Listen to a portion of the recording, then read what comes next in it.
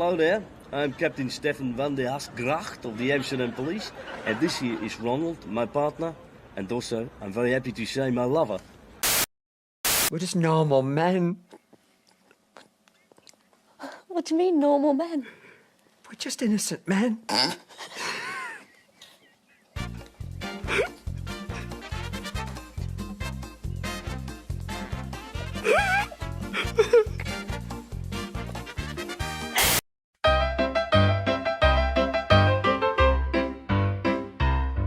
Two men, Jack and Abe, their lives are shit, their minds are brave, their brains are dead, their thoughts are saved.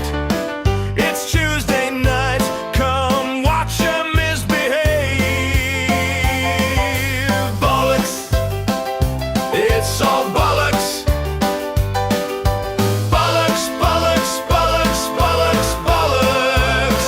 It's all bollocks. Hello, ladies and gentlemen. Welcome to the Jack and Abe Show. I'm Abe. I'm and Jack. He's Jack, yeah. So... We're trying this new thing where he takes over for a bit. yeah, for about, 30 seconds. I'm not a born presenter, to be honest.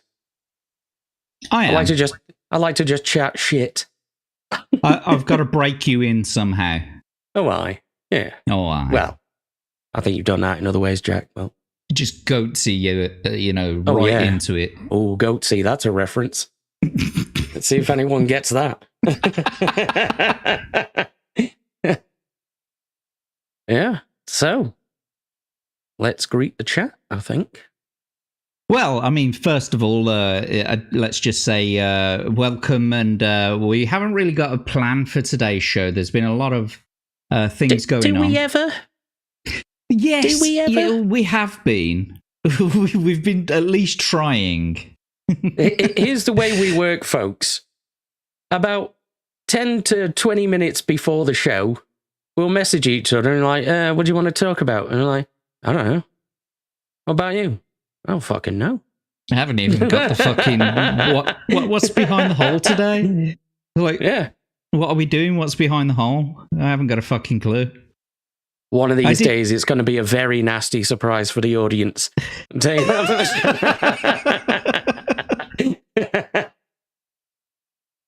Yes, but we're completely unprepared today. Life seems to have taken over somewhat.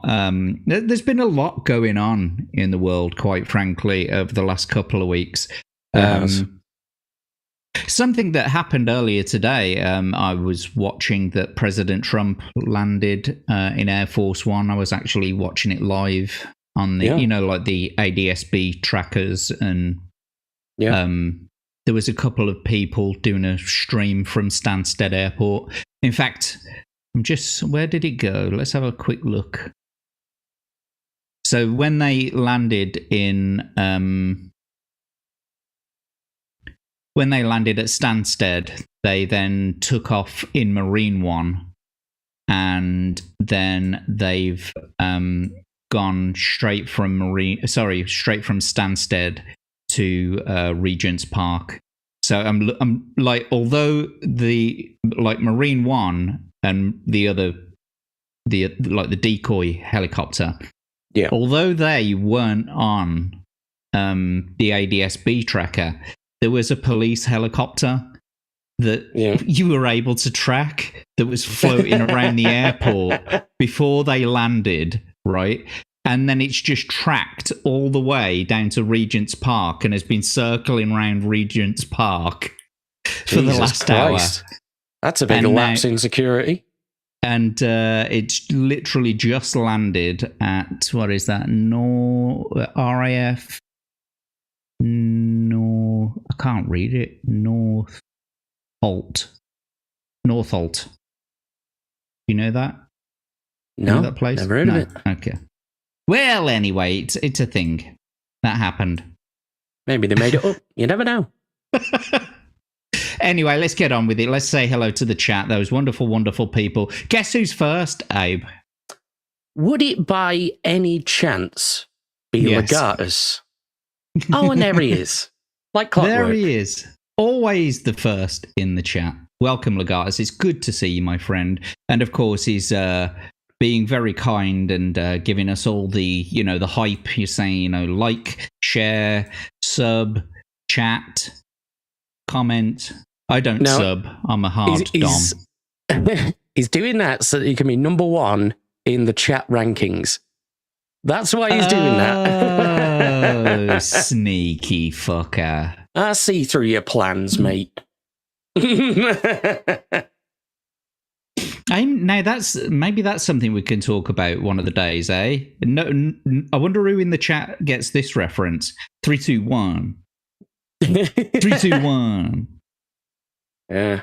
I bet he'd have been good another in old bed. school one. No. Because if you ever saw any of the slowed down footage as well, the fingers were all over the place. Yeah, when he first started, yeah, he was actually doing it, but as time went on and he got a little bit faster older, and faster, yeah. He'd just like wave his fingers around in the air. You're like, okay, that's not 3, that's 5. Yeah, that's not 2, that's 3. That's but you got the 1 right. That's what it is. No one in the chat knows who we're talking about, I guess. Davey might know it. We'll get to it. So we've also got a chap who is nodding off, who was formerly a guy who is sleepy. For some reason, changed his name last night during chat battle, and that's what you're stuck with now. Oh yes, congratulations, Abe, for tying with Davey Verse at the top of the leaderboard.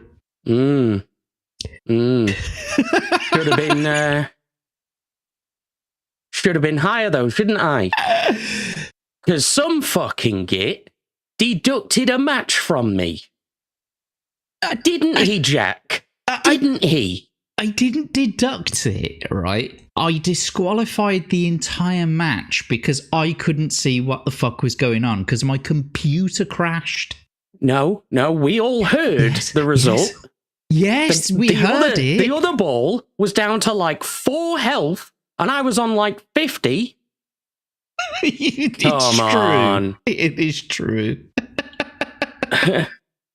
You were like really super far ahead, like something mad happened. Yeah, the other ball was getting fucking hammered. I almost felt like I was cyberbullying someone. And it wasn't even me. It was a ball on a screen. It's true. It happened. You should be at the top of the leaderboard, Abe. I do agree. You should be. But you're not. So, anyway, a chap it's all right. I'm used to the reading rolls, Jack, as well, in which, everyone fucking dies every week. Look, I can't show favoritism, can I? No, instead you've taken a universal derision towards everyone who plays the game, and are like, nope, you're going to die, you're going to die, you're going to die. Oh, new player. You're definitely dying, probably at least 3 times this episode. Well, damn it. Just be sure to tune in this Thursday for Read and Roll, as we've got Anna's Gameland on this week. Aye. Yeah. Knife, indeed. She's probably going to die. So tune in for that. Nah. She's not going to die. I'm going to choose favourites. You're just going to start sending her messages while she's playing and saying, right, do this one. Just so Abe has got no chance of being the first person to win. Look, I certainly wouldn't ever do that. But, I may... It's a good job I'm not competitive, Jack. Oh, yeah, of course. It's a very good job. When has anybody ever heard you be competitive before? Oh, never. I'm a very calm, sane individual. Unless Just you're don't playing... ever cross me. Unless you're playing the go-kart game in... what's it called? Party Animals. Party Animals, yeah. You should join us someday. Yeah, I don't know. Then I can abuse you in that stream as well. You're not only a sore loser, you're a sore winner as well. Hell yes. Not a sore winner, yes. but a bad winner. I mean, my ass is usually sore at the end, but yeah. Anyway, it's just because, like, if I'm playing against someone like Tomby, who is exactly the same, I'm gonna fucking rub his face in it. You just are like he does with me. Both of you are very competitive, and you both shit talk each other. Yes. And anyway, welcome, Daveyverse, sharing the top of the chat battle leaderboard with Abe now. I'm actually, do you know what? I think we might talk about this in a bit, because I want to maybe talk about the scoring system that I've got going on. I was talking with ChatGPT earlier about a better way to score it. So I'm going to run through it with you and some of the chat here a little bit later, I think. But welcome, Daveyverse, anyway. And who else we got? We got JB. Hello. Yo. The Bourne presenter, yeah. Jason Bourne gives up his spy lifestyle just to become a game show host. Yeah, he's like, I'm sick of all this spy shit, all this high-octane action. Just want to present game shows. It's all I've ever wanted to do. And it's Benjamin Jansen as well. Welcome, my friend. It's good to see you. I haven't seen you in a while. How have you been? Hope you're keeping well. Who else we got? That's it for now.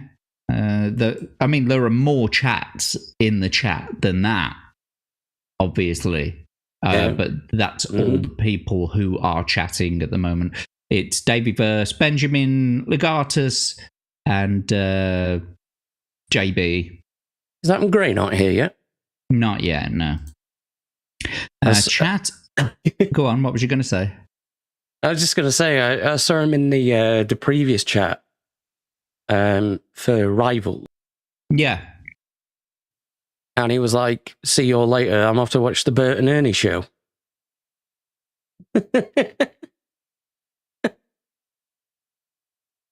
Which one's Bert and which one's Ernie? I'm not 100% sure. They're both gay anyway. Anyway, it's fine. We're both switches.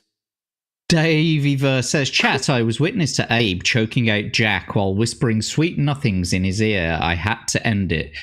We talked about that last week, didn't we? Mm-hmm. We did, yeah. Well, that's a point, actually. When are we supposed to be playing that again? Because Goat hasn't come back to us, has she? No.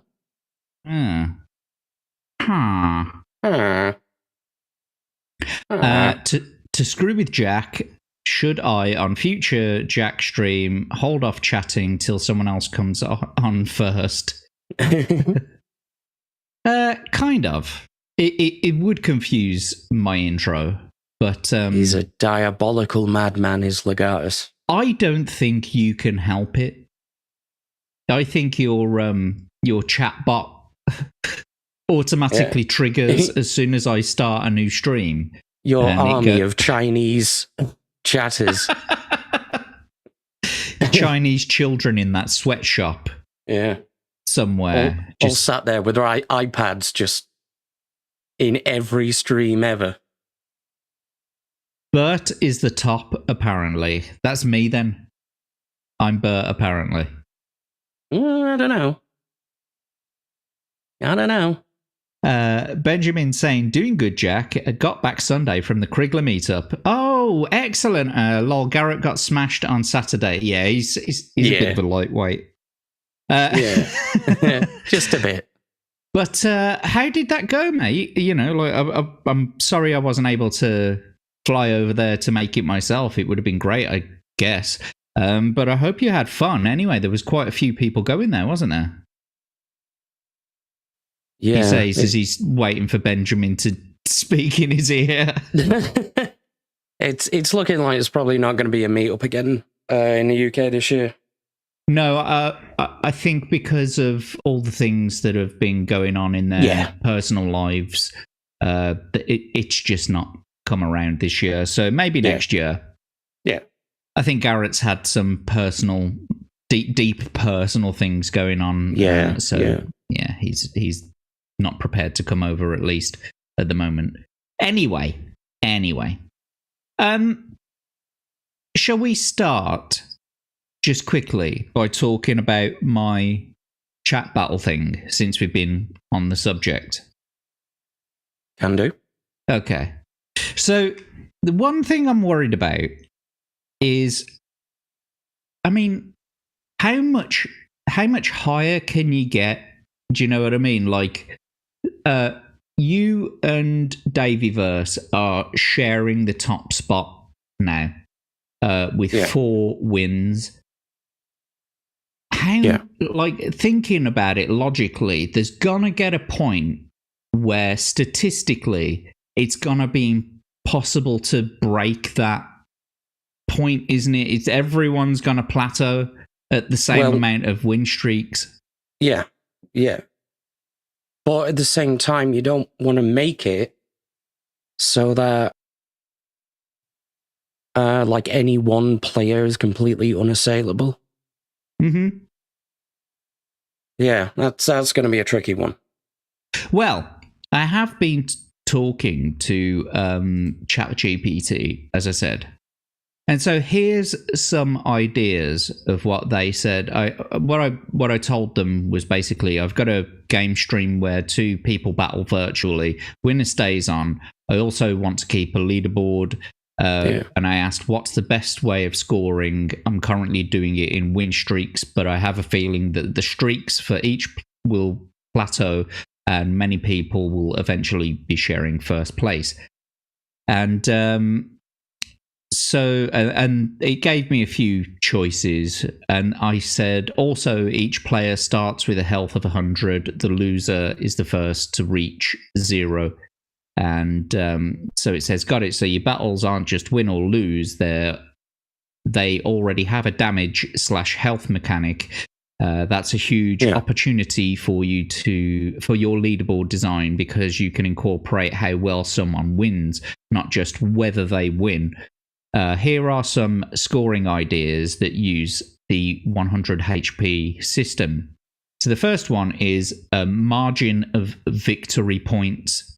And the bullet points are, each win gives base points, e.g. like plus 10. So if you win, you get 10 points.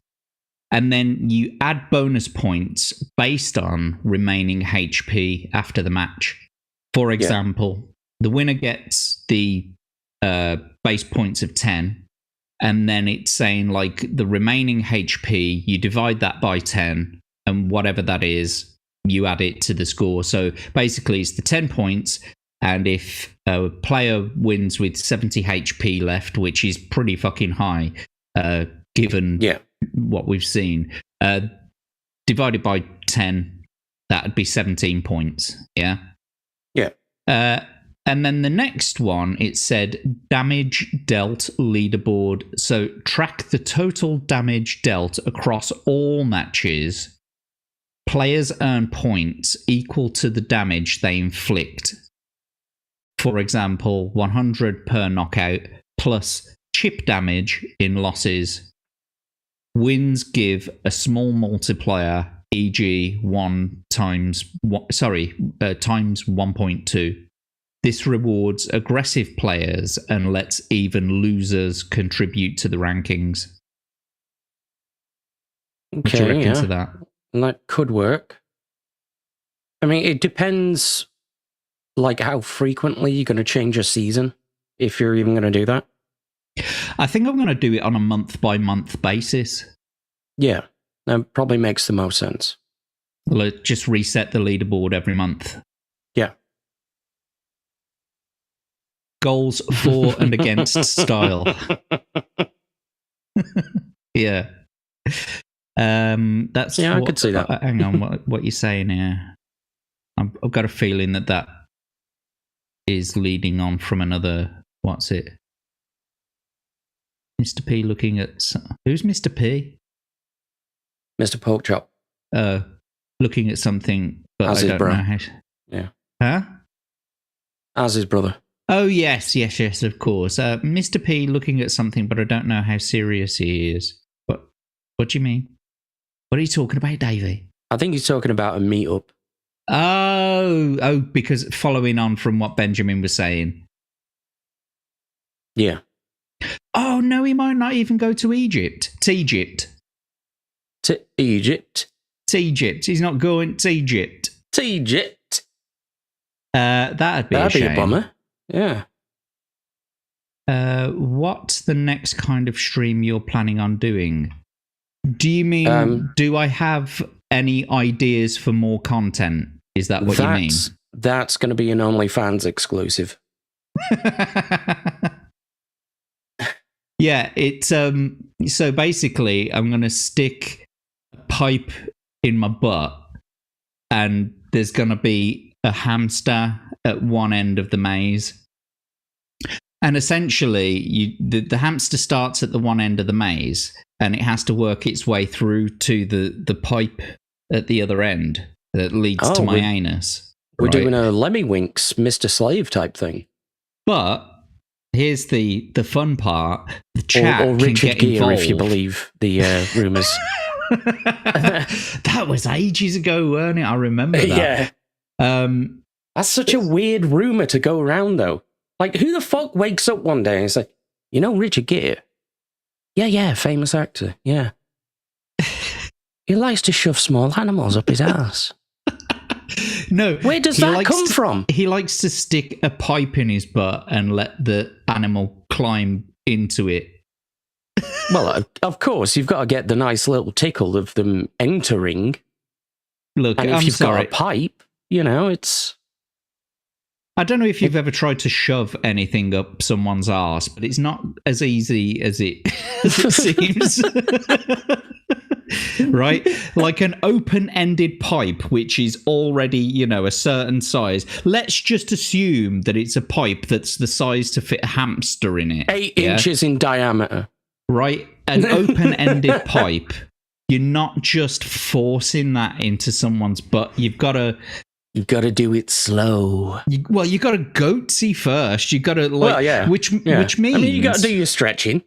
Which means, right, that either he's there goatseeing himself, and then someone sticks the pipe in because he's got only 2 hands. You can't goatsy yourself with just one hand, right? I don't know. That sounds like a challenge. Or someone's goatseeing him while he puts the pipe in. It boggles the mind. The logistics of this are just tremendous. You've borderline got a human centipede at that stage. In which case, you may as well go all in. You might as well. Just start inviting strangers to join. But in answer to your question, a guy who is sleepy, I don't really have any more ideas for streams at the moment, like new content ideas. But also, I don't actually have the time. Me and Abe had to discuss at length which day was going to be the best for us and which time. This could have been in the day. This could have happened in the day, but we knew what we were going to be talking about, and we knew that we were going to be swearing, and we just didn't think that it was going to be appropriate to show during the day, basically. It's not for the kids. It's not for the kids. And we appreciate that it is still daytime over in the States right now. So, don't let your kids watch this, basically. But yeah, I genuinely don't have the time to put another stream on. So if I do another stream, it'll have to be in the daytime, and that means it'll have to be a bit milquetoast. Mm-hmm. Anyway. Nobody wants that. No one wants that. Yeah. Let's have a look through some of these. Oh, we were talking about me chat battle thing, weren't we? I just want to catch up with the chat, though. Are we talking bollocks? It's Steve in the chat. Hello, Steve. Steve. It's a pleasure to see you. Yes, we're talking bollocks. Of course we're talking bollocks. It's the whole premise of the show. There was a story supposedly published in a newspaper in the late 80s about Kiki and Ragot. Or is that Ragot? Is that a French name? What? I have no idea who those are.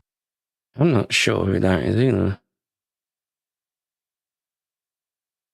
I'm just having a quick look. Kiki. Oh, is this something to do with the right. Yeah, Richard Gere.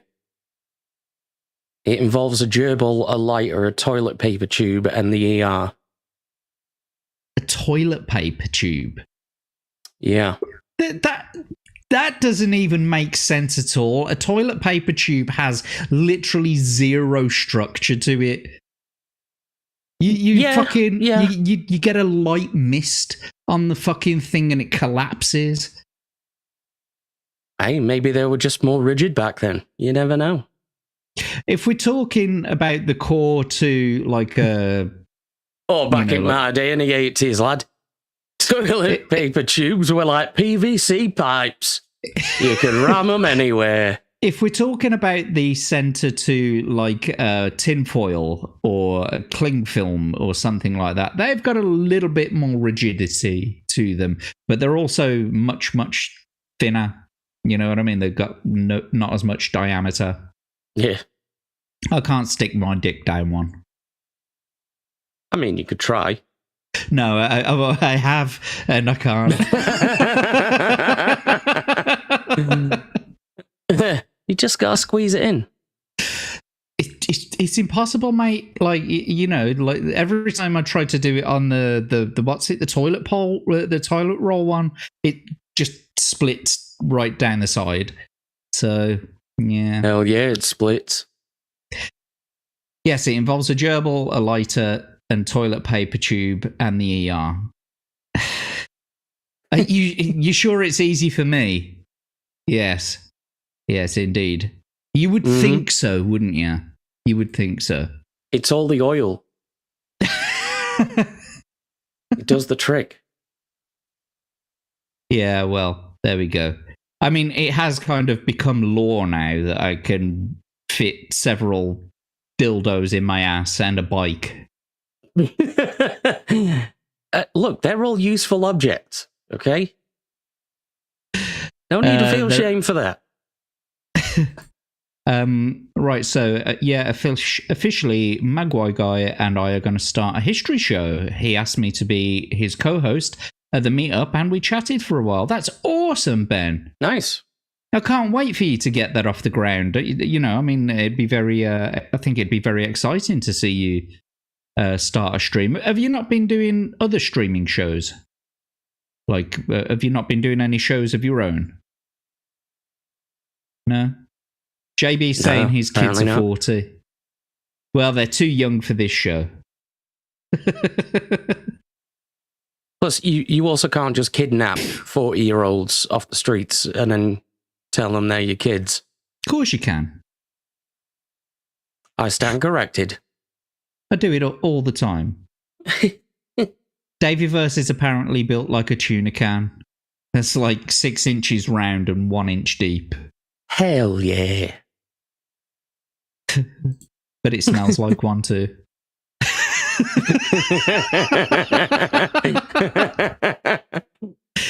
By bike, do you mean bicycle or Honda Goldwing? Take your pick, buddy. It's all bullshit. It's all law. It's one of those fast as fuck Suzuki jobs. Wait a minute. So you've been regularing on George the Giant Slayer's channel, or he's been on yours, or what? That's cool. What's going on there, Ben? I started doing just music, and I have a bunch of local Detroit stuff I've been doing. Okay, awesome. I'm glad to hear that. You know, I'll look out for you. Anyway, so the second one was the damage dealt leaderboard. Now, the third one, we're talking about my chat battle scoring system, to go back to that. Number 3, it says win streak plus HP bonus hybrid. It's got in brackets. Okay. It says keep your streak-based system. Add HP bonus points after each fight. For example, +1 extra point per 20 HP left at the end. Keeps the winner stays on hype, but makes crushing victories stand out. You know, like the one that you narrowly avoided last night. Mm-hmm. And the number 4, it says Survivor mode treats each player's HP as lives that carry over if they keep winning. When they re-enter the queue, they reset to 100 hit points. Leaderboard is based on total HP preserved across wins. And then as a little sort of caveat thing, it says it adds suspense and someone might win 3 in a row but be hanging on at 5 hit points. I don't think I really understand that. Do you? I mean, it's worth doing some experiments and see how they pan out. Yeah, I guess so. And then it's talking about season reset and records. Use any of the above systems, but reset scores every season. Keep Hall of Fame stats like longest streak, most damage dealt in one match, highest average HP remaining per win. Keeps the competition fresh while still recognizing legends. And then there's this other example for the hybrid system. It says a win equals 10 points, bonus equals the remaining HP divided by 10. A loss is the damage dealt divided by 20, which means that the losers still get something. So I don't know, there's some ideas. What do you reckon, chat and Abe? What do you reckon? Well, I think the simplest way of doing it would just be to, like, every week. You know, you could just do a survivor mode, and whoever makes it all the way to the end of each round could be declared the winner of that week at the end of it. And then you could do away with all of the other mathematical elements. Just keep it simple. Yeah, you could. But also, I kind of feel like, I don't know. I wanna have that, you know, ranking. Yeah. On the leaderboard. Or are you saying have it so that over the course of like 6 months, someone could like be the survivor 3 out of those?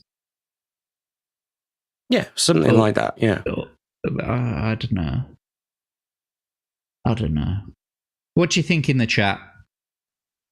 How do you think I should score the chat battle? We need some feedback, peeps. It's Jack. He's got Abe's. It's the Cack and Abe Show. Where the viewers are reminded you don't know Jack. Too true. The Cack and Abe Show. Welcome, Levistro. It's good to see you. And we've got Mid Iowa Gamer as well. Welcome, mate. It's a pleasure to see you. Thank you for joining us. Or hire an Asian. Well, most of you don't know, but Abe is Asian. Mm-hmm. Whenever it's, you know, whenever I feel like it. Yeah. Jack is, in fact, a black lesbian as well. I am. So this is an all-minority show, people. You'll have to excuse me. My nose is running something chronic. Mm-hmm. Build myself a copy of The Crystal Maze. Dun, dun, dun, dun, dun, dun, dun, dun. And only the Richard O'Brien version as well, not the Edward Tudor Pole bullshit. Yeah, fuck that guy. Get out! JB saying the third method is easy. The fourth one is insane. Yeah, I'm kind of feeling that way myself.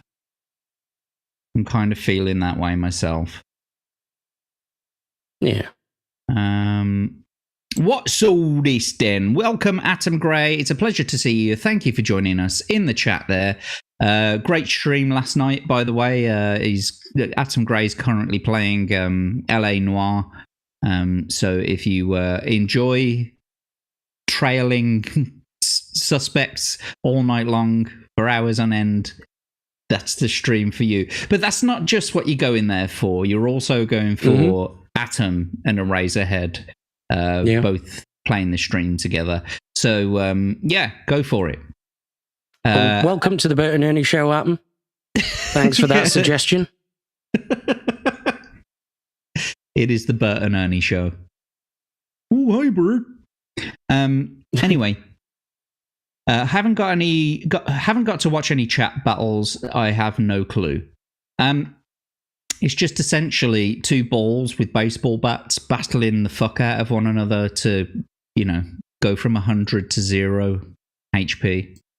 Yeah. JB is saying, also, no one is winning 3 in a row, keeping their health round to round. Probably won't even win 2. Well, it's funny you say that, though, but Abe and Davyverse are currently on a win streak of 4 each. Davyverse was the king last week, and Abe caught up with him this week. And admittedly, he should be at the top of the leaderboard. Yes, I should, shouldn't I? In second and Legatus in third. But, yes. He's a little bit sore. He's a little bit sensitive about it because I had to disqualify the match. It's fine.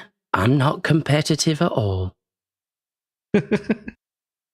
Not that Asian. You need an XRG Asian. Oh, yeah, I see. Yeah, because he's Indian Asian. Mm-hmm. Thank you very much. Someone has to play the harmonica in an annoying way too. Yeah, why not? That's such a surrealist suggestion. I already love it. I actually have a harmonica up there. I've got a harmonica as well. Yeah. Is yours a chromatic or diatomic? Oh God, now I can't even remember it. It's in a box somewhere. I haven't even played the damn thing in about 30 years. Oh, so you shove harmonicas up your butt, okay. Oh yeah, I make a tune everywhere I go. You must sound very Parisian when you fart. Yeah, very much, yeah. Richard O'Brien is the GOAT. Yes, he is. He's pretty good. I think he was the one who wrote Rocky Horror, wasn't he? Yeah, I think he was, yeah. Mm-hmm. Riff Raff. And I got to be honest with you, I don't see anyone else playing Riff Raff but him. People have tried. Yeah. But it's him, isn't it? Pretty much, yeah. Resetting health is completely different, not the same problem. Yeah, I agree with you. Mm. Probably of a win streak, 1 divided by 2 to the n, where n is the number of wins. If you reset health, it's much lower if you don't. All harmonicas are annoying. Prove me wrong. No, you're telling me that the opening to Love Me Do by the Beatles, that's annoying? Or the first half of Bob Dylan's career?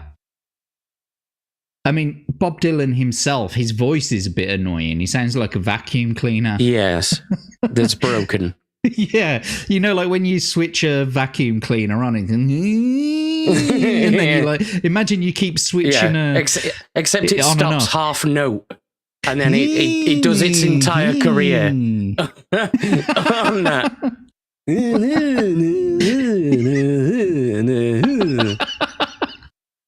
And that was by Bob Dylan.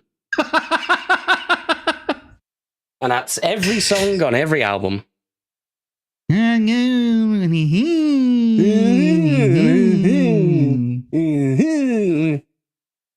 was like, wow, that's a great new tune, Bob. You guys keep your harmonicas. I got a flute. Chicks love flutes. I've heard they love skin flutes. I've heard they do. There's a new Rocky Horror documentary out. 50 years. Wow, 50 fucking years. Christ. Shit, it is as well. Holy shit, I feel old now. I bet you, Adam, were only about 105 when that came out. Yeah. No, I know you're about 5 when that came out. And Greg was still an old man at that point. He was only about 4,000 years old at that stage. Greg is literally Methuselah's granddad. It was just a blip in his life. He didn't even notice it. Even with Dan Vasc, even when Dan Vasc did his cover for Amazing Grace.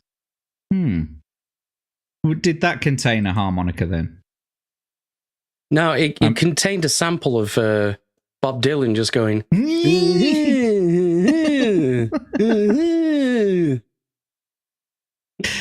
That sounds quite insane. It does. PC fans on late 90s PC that haven't been cleaned since the late 90s.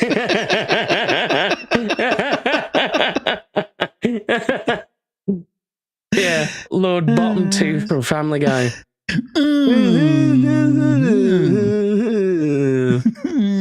That's literally everyone from the royal family.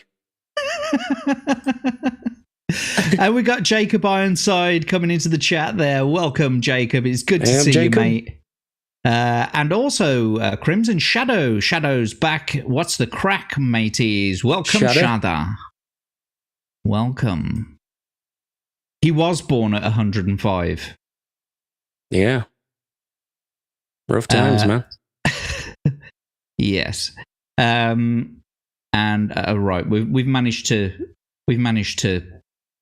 Oh, Legatus is saying around the 2-minute mark, Dan plays a harmonica. I see. Very good. I mean, like I said, I've got a harmonica up there, but it's like 11 o'clock or like 20 past 11 already. There's no way that I could play the harmonica right now. Just to do my... Oh, shit. We've been going for almost an hour already. Almost an hour already. Holy shit. I know. Well, we kind of started. We kind of started a little bit late. Only a little bit. Let's just take a look at me bookmarks, see what I bookmarked. I did bookmark something to kick us off with. Let's These just nuts. take a look.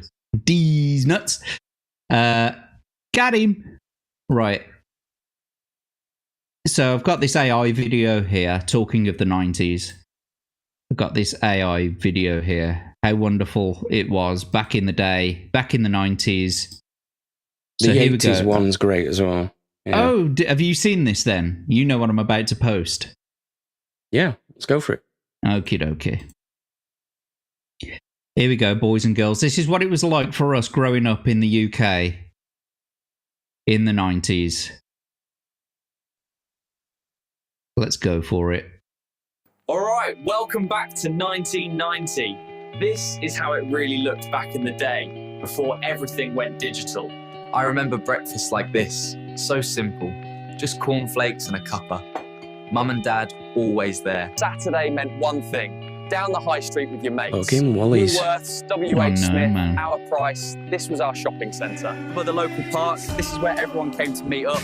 No mobiles, just turn up with your mates, bring your BMX, your grifter, maybe a boombox. This was how we discovered music back then. Actually going to the record shop, talking to other music lovers, taking chances on new bands. God, I miss record shops. Having a shops. kickabout. Didn't matter if you were rubbish, or if you had the England shirt from Italia 90, or just an old pair of boots, but everyone played. This is how we stayed in touch when we were out first. 10p coins and a red phone box. Had to actually plan where to meet, because once you left home, that was it. Saturday nights were all about this, weren't they? Gathered around the telly, TV times out, snacks at the ready. Proper family time. Holy shit, I'm about to cry. Like It's fucking genuinely depressing, isn't it? Yeah. Like with that music added to it as well, that could have changed the whole vibe of that. It could have been proper hyped up, but instead they chose to put that really sad tune on the back of it, and like it's just, yeah, that's what it was like. I remember being a kid. Now, thanks so much for bringing that thanks for pain depressing back. the fuck out of us there, Jack. That was a great addition to the show. Welcome back to 1990. But I mean, this like, is how it really looked back in the I just day, want to go through before everything some went- things. I didn't support Manchester United, but I remember that like fucking almost the entire country did, because like everywhere I went, kids were wearing a Man United t-shirt, you know, a Man United kit. I didn't.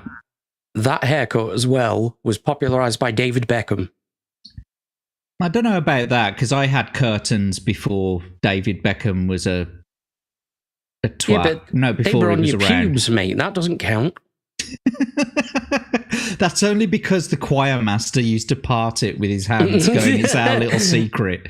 Yeah, it's just the way the local priest liked it. Didn't want to disappoint him. Digital. I remember breakfast like this. But there you go. Look at this: Kellogg's cornflakes, Mother's Pride. Mother's Pride. Okay, I mean, now look, I don't know. In the background, reading the Sun newspaper. This is so well done. It is. And what's that? What's this logo here? I forget it. Oh, It's the olive. What's its any olive branches like the? I recognise it. Yeah, Yeah, I can't think of what it is. However, it wasn't What like Le Coq Sportif or something, was it? no, that was a cock. Oh That yeah, was great big like old a- dick on your chest. a Yeah, rooster. I remember now. But I don't ever remember being well off enough to have both toast and cornflakes in the Oh morning. fuck no! Can't afford that shit. Could barely afford a cup of tea for fuck's sake. So simple. Just cornflakes and a cuppa. Mum and Dad always there. Saturday meant Yeah, Fucking both your bourgeois mum bastards. and your dad, you know, like both your mum and your dad there, you know, like different times. Look at this rich bastard. Just like, yeah, check me out. I got cornflakes and toast, and I've got jam, jam. Mother's Pride. Yeah. And Woolies though. What fucking else has gone expensive now? top on. This cunt's AI, and I already hate him. What else has gone from the 90s now, like shops wise? So Woolworths went in about the early 2010s, was it? I think so, yeah. And It then may have even been before then. Yeah, it might have been Could actually. have been the noughties.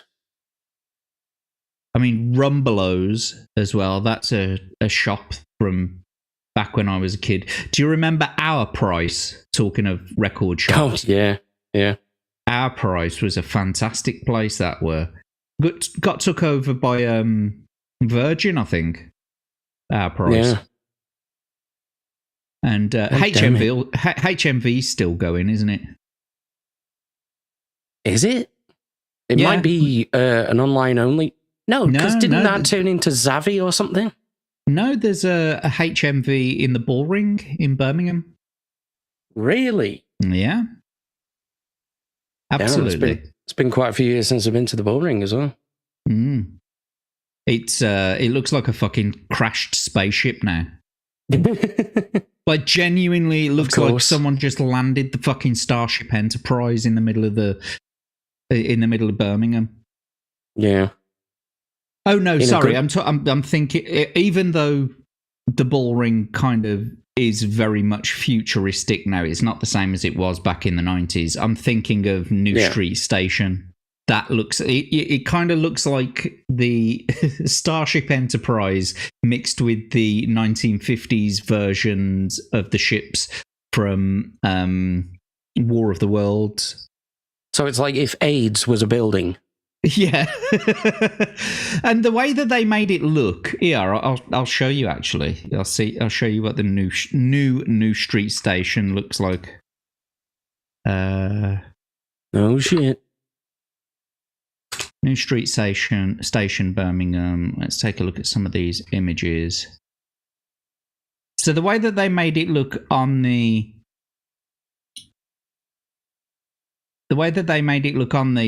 concept artwork was that it was, you know, all this fancy steel cladding and it looks perfect, right? So let's just do this file. Share this tab instead. So this is what it looks like now. Yeah, all this metal cladding all over the place, right? But that's a fucking monstrosity. Look at it. It's just fucking awful. Absolutely that's kind of gross. Yeah. And let's have a quick look at the bull ring. Selfridges Bull Ring, Birmingham. Yeah, fucking hell.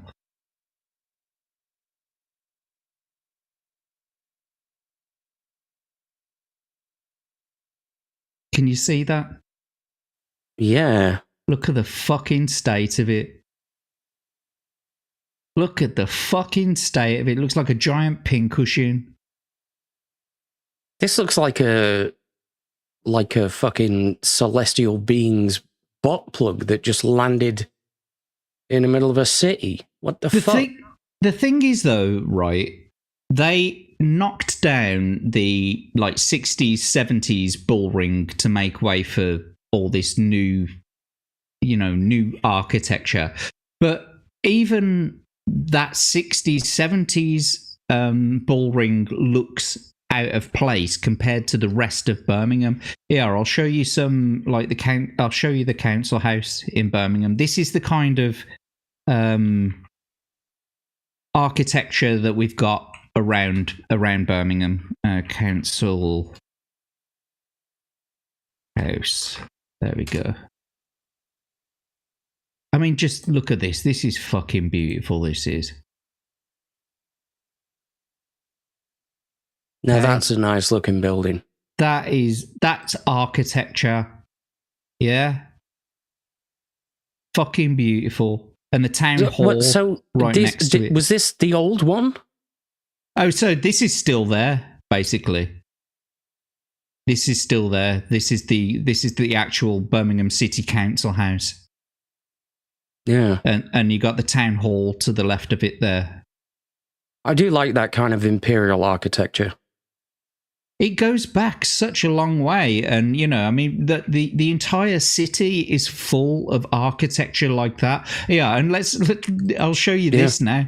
The new Birmingham Library. So, Birmingham Library. Birmingham Library. Okay, so come on, load, you bastard! You absolute slag! You dirty tart! You fucking bastard! It doesn't seem to want to load. Give me a second. There we go. Look at this. So this is the new Birmingham Central Library. The fuck is that? Yep. That's the one. That looks like a mosque took acid. When this was being built, there was obviously a building site there, but around, how they put the big hoarding panels around building sites. So to promote it, there was pictures of the architectural drawings and information about the architect and stuff like that. What it looked like was it kind of looked like hang on. It looked like the architect had drawn the the picture, like all these architectural drawings for a building, and then she'd gone away to the toilet, and the architect's kid came in to the room and got a crayon and just started doing this with a crayon all over it. That's what it looked like. And fucking modern architecture. So this is what we've got to deal with nowadays, boys and girls. We're surrounded by beautiful, beautiful fucking architecture. There you go, Crimson's nailed it. That is absolute wank. Let's get Steve said it. It looks like birthday wrapping paper. Maybe it's a shiny from the panini. May contain traces of seafood. Pleasure to see you. Welcome to the chat. I do like that imperial architecture, and with that, he was arrested by 5 armed cops at the airport. Yep, pretty much. No,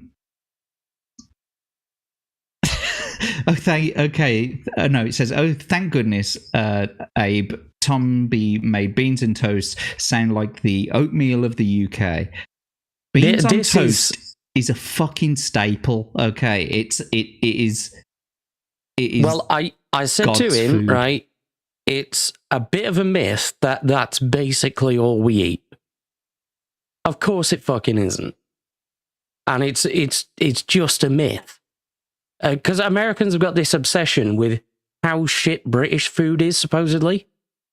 Sorry, I didn't realise our entire cuisine revolved around E numbers. Yeah, cancerous E numbers. Yeah. Hey, would you like something to eat? Yeah, I think I'll have stage 5 leukemia, please. What the fuck? The thing is, as well. Yes, exactly. All the record chains and arcades, man. That was another thing. Yeah, arcades. Go into the arcade. Yeah, there are very few and far between nowadays, and that's such a shame. We'll go back to this a second because we will be playing that again in a second. Even in places like Blackpool, you know, on the front where they still have places. Yeah, that have got arcade machines and things like that. Even they're dying out. But just touching on the food, the British food thing. What you got to understand is you guys over in the States weren't anywhere near as limited as we were after the war. Like rationing carried on right into the 60s. Yeah. My dad remembers rationing, still having ration books. Yeah, that's why so many of them have survived. Yeah, because they were still available. Just ate the cheapest, highest caloric shit you could make, and it worked. And I mean, most of our food, they say that like we boil the shit out of everything, and it's like, yeah, literally, we had to make things as cheaply as possible, and it was usually all like one pot meals, or you know, something that you could just throw into a pot together, like with the meat and the veg and everything. The country was that fucked. You'd have people making stone soup. Oh, aye, a spoonful of hot gravel. Back in my day, I tell you, you'd pick up a twig and it will look shitty. Be biting on it for hours. That's right, yeah. You used to have to go find some twigs off a tree, yeah, snap them all up, dip them in a bit of mud. That mud were good shite, I tell you. Lots of nutrients. You were lucky. You had it good. Luxury. Where are we? Maybe it's a shiny from the Panini Sticker album. That's what you were saying earlier. Okay. DMT Legoland is here. I assume. You're talking about the library. That's a fucking great comment. Yeah, we're eating tea bags raw, of course. It's the British way. I know people who were so fucking cheap that they would take tea bags that they'd used, dry them out, hang them on the washing line. Yeah, and reuse them. Use them again. Squeeze out every last bit of tea you could fucking get. You could make a tea bag last for a week. Oh, no, you can't. The tea. At the end of the week, it's just fucking hot water and milk. There's no fucking tea in it, like that. It reminds me of one of Baldrick's cups of tea from Blackadder Goes Forth. Yeah. It's just mud and spit. Yeah. And the sugar is dandruff. Oh, a bit of dandruff. Spread it about. But yeah, I mean, it is a myth that our cuisine is terrible because everyone else has had it so good, and for us, these foods are just staple foods. Like sausage, egg, and chips, right? Who doesn't like sausage, egg, and chips? Unless you're a vegetarian, of course. Do you like sausage, egg, and chips? Yeah, of course. Brown sauce, red sauce, maybe. Fuck it, all of them. All of them, yeah, why not? Salt and vinegar, shove it all on. Good shit. Yeah, we didn't have, they didn't have Germans bombing us. Fucking Germans bombed our chip shop. Yeah, we're not kidding when we say the country was in fucking ruins. Absolutely. Yeah. I noticed pot noodles have gone insane. They're making paper pots now to hold hot liquids. Damn anti-plastic hippies. Well, I mean, they've been doing that for ages, though. You can make paper cups hold, hot liquids. They just don't last long. You can't reuse them. No, you can't reuse them. But I'm not reusing a pot noodle pot anyway. I am. What the fuck? Waste not, want not, motherfucker. Okay, each to their own, I guess. Benjamin Franklin up in this bitch. One thing that I will say is that when so pot noodles used to be manufactured by Golden Wonder. Yeah. And then they sold the patent and the recipe, or no, they sold the brand to Unilever. And then Golden Wonder started creating their own pot noodles under a completely different name. I think it was called like the nation's favorite or something like that.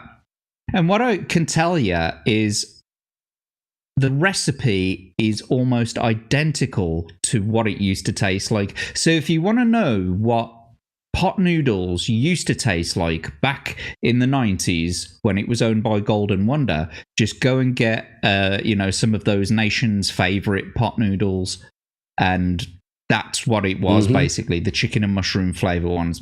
Fucking beautiful. The nation's best rip-off flavors. And do you know what as well, this is another thing that's changed. It's like customer service. I remember opening a pot noodle when I was like maybe 10 or something. And you get the little sachet, put me fucking teeth back in. You get the little sachet of soy sauce. Yeah. Well, there was something hard in it, and obviously it may have been a salt crystal that had crystallized in there, but I didn't know that. It looked like a little square piece of glass. And so we called up pot noodle and says, yeah, we think we found this like little square piece of glass inside one of the soy sauce packets. And they explained that sometimes the salt naturally just crystallizes inside the packet, and not to worry about it. And then they asked if like my mum was there and they could take a few details, that sort of thing. And then within like a week, they'd sent us an entire booklet full of vouchers for free pot noodles and fucking... Holy shit. Yeah. Like a fucking thick booklet full of vouchers, basically. I felt like I'd won the lottery. Fucking hell. Pot noodles every day for a year. Winner. Absolutely. My mum didn't have to fucking buy any snacks for us for after school. Yeah. How long did they last? Not long. About 2 weeks. I mean, it was we when had I a was... pot noodle for breakfast, dinner, tea, snacks. I mean, I was about 10 at the time, so I don't really, remember that far back, and I don't remember it extremely well, but it is something that is imprinted on my brain. That was, and basically, you don't get that nowadays. You think to yourself, oh yeah, I'll call them up, tell them that I found a fucking rat in my soup or whatever. And they turn around and say, well, don't tell everyone, because everyone will want one. Exactly, yeah. Everyone will start complaining about shit. Then you've got no business. They're just handing out pot noodles for free. Okay, so Atom's saying we had second pour here. It's reusing the coffee grounds. Ugh. Yeah, we kind of had like 10th pour because we were poor. There's only so many times you can hang a tea bag out on the washing line. Well, the best thing to do would be to just leave the tea bags inside the teapot. Just leave them there and then just top it up with hot water. It'd still get weaker over time. Yeah. Yeah, it was still fucking gross. But chips. UK was the first country attacked with missiles. You mean the doodle bugs? Is that what you're talking about? Like the V2 and the V1 I think rockets? that might be right, actually. Yeah. Wow. Our Rex Hunt state government is banning those little soy sauce plastic fishes. Pricks. You mean like the ones that you get in the fucking sushi packets? Yeah. Yeah. You can use those over and over again, I think. What, the sushi packets? Or the fish? The ones that are in the shape of a fish, because it's basically made of the thing that you're trying to flavour as. I wonder where that fish did go. A fish. A fish. A fishy. Oh! Beans and ham bone is another low-income staple for the US. I remember my parents going to the butcher to get him to get a bone in the late 70s during the oil embargo. Yeah, and that's another thing. Like we've got very strange tastes. Like for example, we've spoken about faggots before, and I remember my nan having fucking lamb's brains on toast. That used to gross the fuck out of me. But she'd go and ask the butcher for a piece of lamb's brain, basically. Because excuse me, sir. I'd like a cut of your finest brains. Go somewhere else and fuck all round here. Average IQ's 50. Love you. Fucked. But because we had literally nothing to go by, most of our food is made with, or at least a lot of our food that stems from the way backs is made of offal. It's like all, heart, lungs, liver. That's why we love steak and kidney pie. Having said that, I do love haggis though. Oh, and me. It can be a bit bitter. It depends on which one you get. I mean, I can only have so much of it. Like eating a faggot is not the same as eating haggis, even though they're slightly similar. But you say you like haggis. Haggis with a bit of brown sauce, fucking delicious. With a bit of brown sauce. Aye. Ooh. Side of black pudding. Oh, well, there's another one. So black pudding, for those of you who don't know, is basically the congealed pig blood that's made into a sausage, and you slice it into, discs, fry it off. Oh, fucking love black pudding. Yeah. I mean, if Americans were to criticize British cuisine for one thing, it's that we're absolute fucking savages, and we will eat you. We will eat all of you, almost all of you. We will eat everything. We'll have to take your teeth out, first for the digestion, because you don't want to go sifting through shit now, do you? Oh, well, according to the Americans, all of our teeth are fucked up as well. I don't know when that happened, but apparently it did. Well, I mean, I see the stereotype of having bad teeth. Yeah, watching Jeremy Kyle and having some meth head go on there and going, that's obviously all British people. Yeah, but I mean, no. That's the way, though, isn't it? That's how stereotypes get get disseminated. Yeah. Brown sauce. That's right, Crimson, yeah. Yeah, even Crimson likes the haggis. Well, he's Scottish. Of course he would. All our grandparents ate that shite because they survived the Depression. It became traditional. Mind you, yeah, that's saying something. You guys had the Great Depression, didn't you? So you had to suffer that sort of thing as well. We're fucking still in ours. Jesus. Well, I definitely am. Brown sauce. I can't wait to come to the UK and try some food and see the castles. Well, do it whilst you still can, man, because in about 20 years, they're going to have knocked down all the castles. Yeah, there's going to be no fucking British heritage here whatsoever, and all of the food is going to be Asian. So, you've got about 20 years. And even the fucking takeaways are going to be psychedelic foreign monstrosities. Christ. Beef blood and collagen. No, black pudding is pig's blood and little pieces of fat. What's this? Ecky thump. Oh, that Where have rings I a heard bell. that before? Yeah. Where have I heard that before? I'm going to have to look at that now. I've definitely, I know it, but I can't place where from.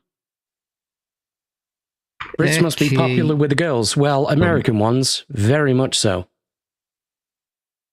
Kung Fu Capers. Oh, it's an episode of the Goodies, of course. We'll have to cover the Goodies at some point. Yeah. We did try it on the Hump Day Chinwag once. Yeah. I was surprised that Tommy had never heard of the Goodies at all. But then again, he travelled around a lot when he was younger, so. Haggis is actually Roman. Does Crimson know about this? Does Scotland know about this? Well, they're about to find out. I mean, Dear technically, Scots. Britain is Roman. So it doesn't really mean an awful lot.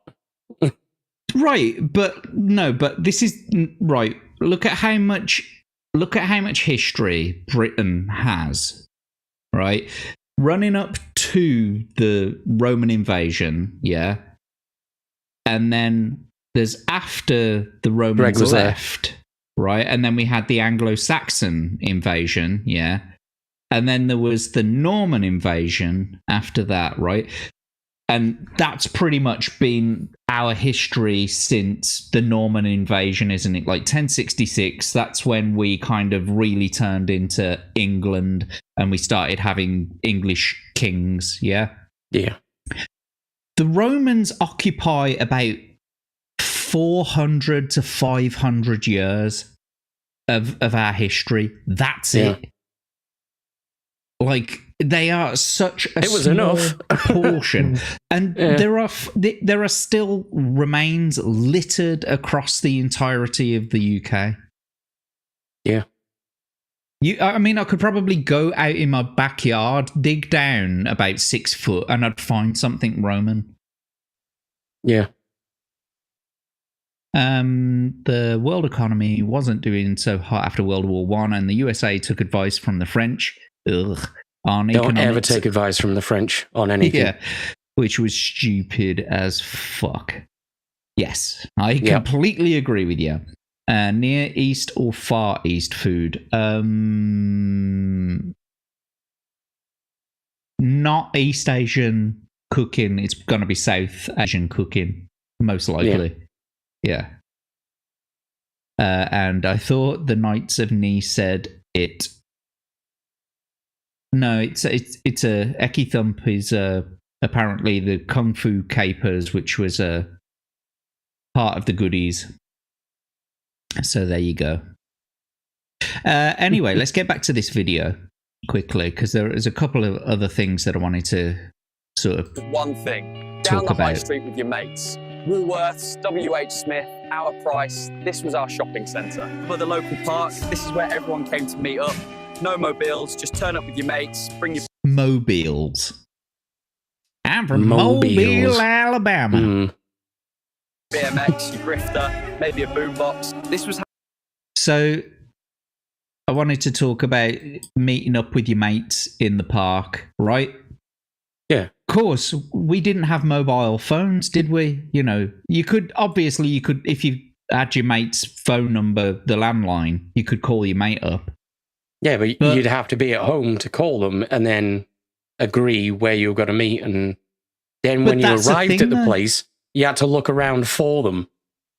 But that's the thing, though. It's like there would always be some kind of meeting point. When I was a kid, we used to, like cable TV sort of started becoming a thing. And so all these cable boxes started appearing all around the streets. So, you know, sometimes there'd be like, you know, a cable box, and you'd say to your mate before you left school, right, I've got to go home, get dressed, and I'll meet you at the cable box at like 5 or something like that. Yeah. And then that's where you'd go, you'd head there and hope, you just had to fucking hope that your mates were there. And if they weren't there, you'd stick around for half an hour, just, they might be late, you know, that sort of thing. And then you realise that they just didn't like you.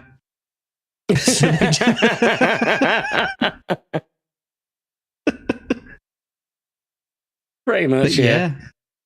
No talking over mobiles, no texting, no WhatsApp, no fucking TikTok, none of that. It just, I'll see you at the park a little bit later, and you just hope to God that they're fucking there. boombox. This was how we discovered music back then. Actually going to the record shop, talking to other music lovers, taking chances on new bands. We'd be down here having a kick about. Stone It didn't Roses. matter if you were rubbish, or if you had the England shirt from Italia 90, or just an old pair of boots, but everyone played. This is how we stayed in touch when we were out, Fist. A fucking payphone. Wow. Yeah. I remember when it used to be 2 pence a minute. And even then, that was fucking expensive. And that were expensive. I'm like, fuck that. I'll just walk back home and use the home phone. It's cheaper. But and that's if you had one. I mean, in the 90s, BT telephone boxes, not all of them were red like that. There were a majority of them made of stainless steel and glass. Yeah. But they're all turning into defibrillator boxes now, aren't they? Yeah, quite a lot of them, yeah. Either that or they've just been demolished. Yeah, they're just being And a stripped red out of the phone ground. box. Had to actually plan where to meet, because once you left home, that was it. Saturday nights were all about this, weren't they? Gathered around the telly, TV. Yeah, look at that. TV titteens. That's what that says there. TV titteens. TV titties. Hell yeah. TV times. TV times. Times out, snacks at the ready. And that's it as well. What was it in the States? What's the name of the television guide in the States?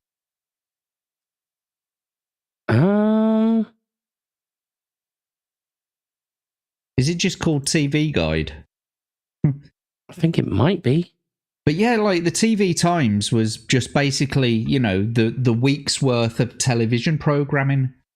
You got all your spoilers. TV in there. Guide. Yeah. Romans introduced haggis to the British Isles. It was an army thing because you could cook it and carry it while marching. Interesting. That's true of a lot of Steve. food, though, in all fairness. Hide your history books. Never, that was never a wiser word spoken. I only know how to make things that are generally popular in the USA, so that's fish and chips, shepherd's pie from the UK. I know how to make all sorts of Italian, Mexican, and Chinese food. Nice. It's good to have a good range of cuisine. Italian Mexican is my favorite, actually, like as far as fusion foods go. Italian Mexican? Yeah. Like what? So, like a bolognese, for example, but you use a spicier sauce for the mince. Or you might throw extra peppers in or something like that. It's good shit, man. Yeah, so you're basically making a chili, but with bolognese sauce. Yeah, it's like a weird halfway point. Yeah, and it's delicious. I'm sure there's plenty of other examples, but Atom, HP brown sauce is almost identical to A1 steak sauce. Yeah. It's that same flavour, it's that same profile, that vinegary, spicy taste. That's A1 steak sauce. Because I was surprised when back in the 90s, I'd heard of A1 steak sauce, I'd seen it sort of advertised on American TV, that kind of stuff. But when I moved to Canada with my dad, and he said, "Oh, try some of this A1 steak sauce, it's fucking great."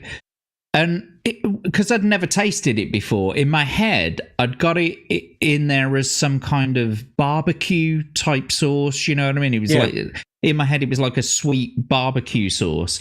And when I finally had it, and when I finally had it on my steak, I was expecting this sweet sort of barbecue sauce, and I was like, you spat it out and went, my fucking steak. You fucking thieves! This is just brown sauce. Yeah, it's like I've literally ruined my steak now because I've just topped it with brown sauce. What the fuck? Yeah, that's rough. Hey, Rabbi. Oh, Rabbi. See you later, Mid-Iowa Gamer. It's great to see you. Thank you so much for being here in the chat. And we've got Galadorn as well. Good to see you. Yeah. Mm-hmm. Angles and Saxons invade. I don't think that's what they were called, but Angles and Saxons invaded the Danes and the Normans. Interesting. Angles, Saxons, Danes, Jutes, Normans. Yeah. But mostly their influence was cultural more than anything else. Just like the Romans, really. Yeah. The last time and only time I was in Europe, I can recall going to see castles, some under the ruins of castles, what had cannonballs still in the stone walls. Wow. That was something. Medieval versus modern warfare. Yeah. Yeah, I don't think a castle would stand up to a nuke these days. Or most ballistics. Yeah, or like even just a really powerful gun. Just of any sort. If my friends weren't around the train station, you had to hit the pavement and start peeking into coffee shop windows. Yeah. Pretty much, yeah. I mean, it wasn't the same for us over here because we live in like small villages and there was none of that. It's like we're just full of corn shops and chip shops. And that's it. No, if you want a high street with coffee shops, we're just lying to them now, Jack. It's just all fish and chip shops, and special beans on toast merchants. There's nothing else. You know how like you have if you have like Mexican street food vendors. I'm waiting for there to be a British pop-up street food vendor that's just beans on toast and jacket potatoes with baked beans on it and that sort of thing. Oh, there is. He's quite popular on YouTube as well. No, I'm talking about in the States. Oh yeah, the States. Of course, we have them over here. Of course, we fucking do. It's good shit. It's God's food. Yeah, it's God's country. Yeah, sometimes the newspaper had listings, but otherwise you picked up the TV guide at the supermarket checkout for 50 cents. That's right. 50 cents is fucking cheap. It was, yeah. I mean, like, all those magazines were dirt cheap when we were kids, though. Everything was fucking dirt cheap when we were kids. Yeah. You have to take out a mortgage nowadays. Spicy mac and cheese sauce with jalapenos on it and some seared chicken breast dusted with chili powder and come in with penne pasta. Not coming. I know. I'm coming, Jack. I'm coming. Looks like that we've was got some good pasta. I thought we were having a spicy tomato sauce. Why was it white? Why was it kind of strangely bleachy tasting and sweet at the same time? What's going on?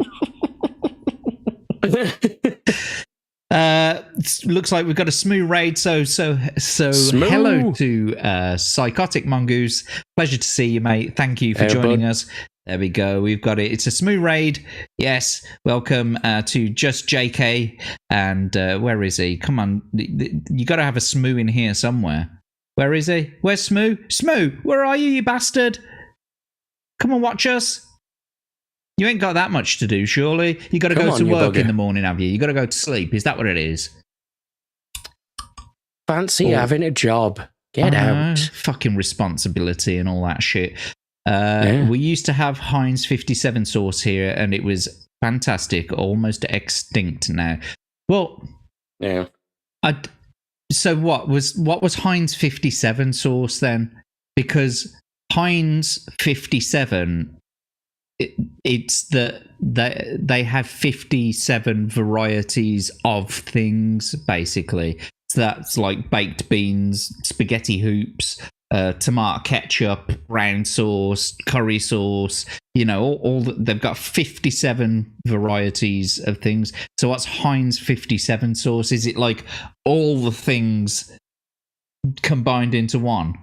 Imagine if 50 Cent launched his own line of sauces. 50 cents, 50 cent, and it just tastes like dirty streets.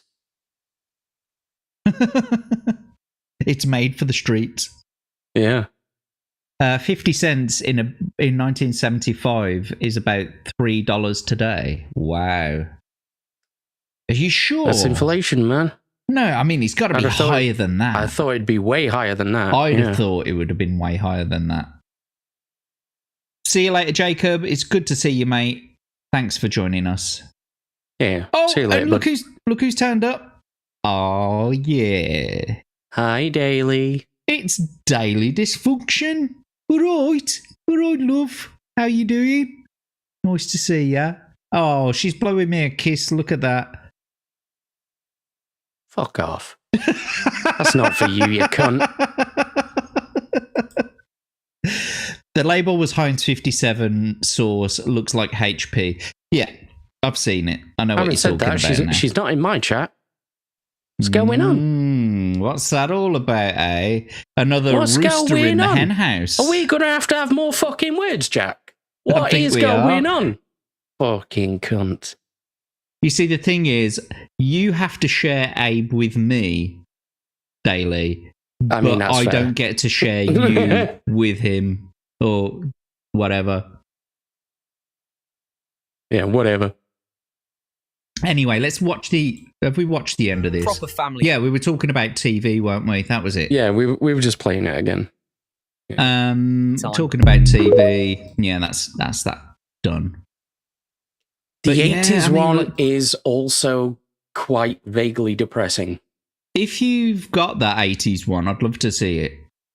Then you can send it to me. I'd love to see it. There you go. That's for the Abes. Have you sent it to the private chat? No, I'm just reading the chat there. That's daily. That's for the Abes. Yeah. Gay.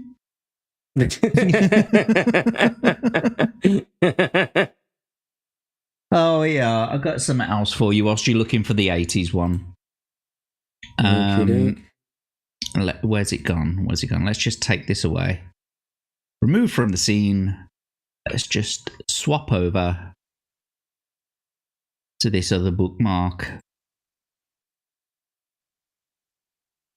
Come on, where are you, you bastard? I know you're here somewhere. Here, you'll remember these.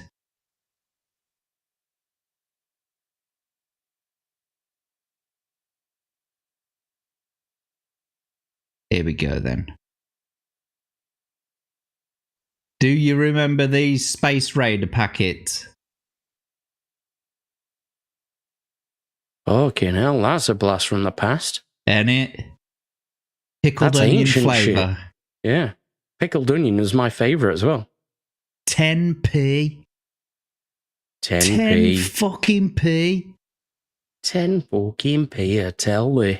You know, like, so Space Raiders now, they don't have this design on it, do they? They've got the alien face, don't they? Yeah. 65 fucking p. And you get about fucking 10 crisps in there. What, is that the price of them now? Now, 65p. Fucking hell. Look at that. 10p. I'm pretty sure they used to be 5p at one point. Just like a Freddo. Could have been. That's a blast from the past, though, isn't it? Well, you know, at one point, we used to measure how good the economy was going by the price of a Freddo. Yeah. If they were dirt cheap, everything was good. They're like a fucking quid each now. Nah, they're not that much, but it's something ridiculous like that. Yeah, they definitely have gone up in price quite a lot. Yeah, most definitely, they definitely have gone up in price. I think they're actually 35p now. The same as Chomps. Chomps at 35p as well. Ooh, Chomp bar. I haven't had one of those in a while. America is in a fucking shambles now, and no one wants to talk about it. No one has any money unless they work in tech or banking. But no one's got any money anywhere. It's all going in fucking tax, like fucking capital gains tax, inheritance tax, taxi McTax face. Yeah, that's the lesser known cousin of Boaty McBoatface. The thing I hate about it is that you're paying tax on things that you've already paid tax on. Yeah. You know, it's like, I've earned my money, yeah? Pay as you earn, yeah? You've got your income tax. I've paid my tax on that, yeah? There's VAT tax, yeah? So that's already included in the price, yeah? So now I'm being taxed on money that, you know, so this net money that I've got, now I've got to fucking pay tax on other things. Yeah, Smilex. Fuck all, I tell thee, lad. Smilex sent us some Monster Munch. It's good. Yeah, I tell you what, I'm gonna see if I can. I'm gonna see if I can bring up some old Monster Munch adverts.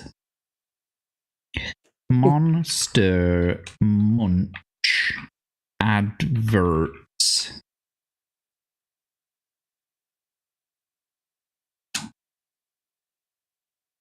Yeah, here's one from 1986. It's only 30 seconds long.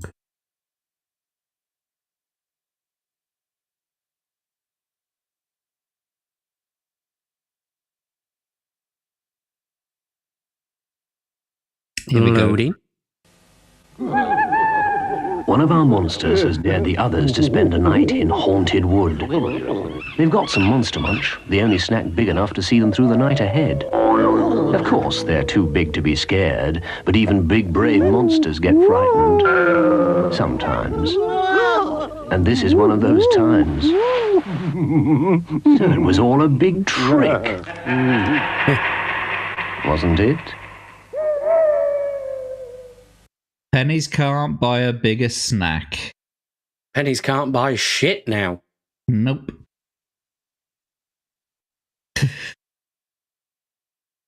What else was there? Let's have a quick look. Here's another one. This monster has kindly volunteered to try new saucy flavour Monster Munch, just to make sure it's as big and tasty as pickled onion flavour and roast beef flavour. Yes, it looks like the thumbs up. Saucy flavour is just as scrumptious as his friends are about to discover. Well, for the moment, they'll just have to take his word for it. Monster Munch in 3 flavours. What year was that one? Because I remember that. 1981.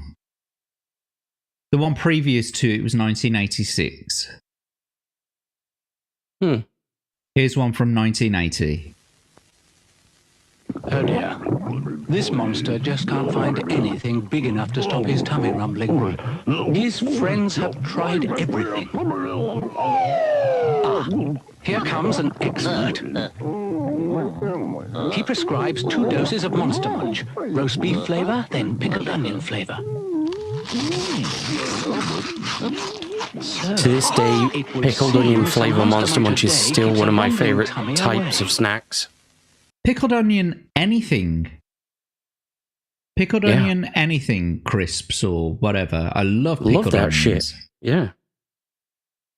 I could eat that all day fucking long. In fact, there's been some times that I have. I mean, you can go to Lidl's, can't you, or Aldi's and pick up a big bag of, you know, sort of pseudo Monster Munch. Yeah. Yeah, and just sit there and eat the fucking lot. Income tax is piracy, only consumption tax is fair. I would agree with you to some extent. Back in the day, chip packets were plastic, so you would have to you would open one without tearing it too much, get your mum to put it in the oven, and it would shrink right down. Yeah, I remember doing that actually. Yeah.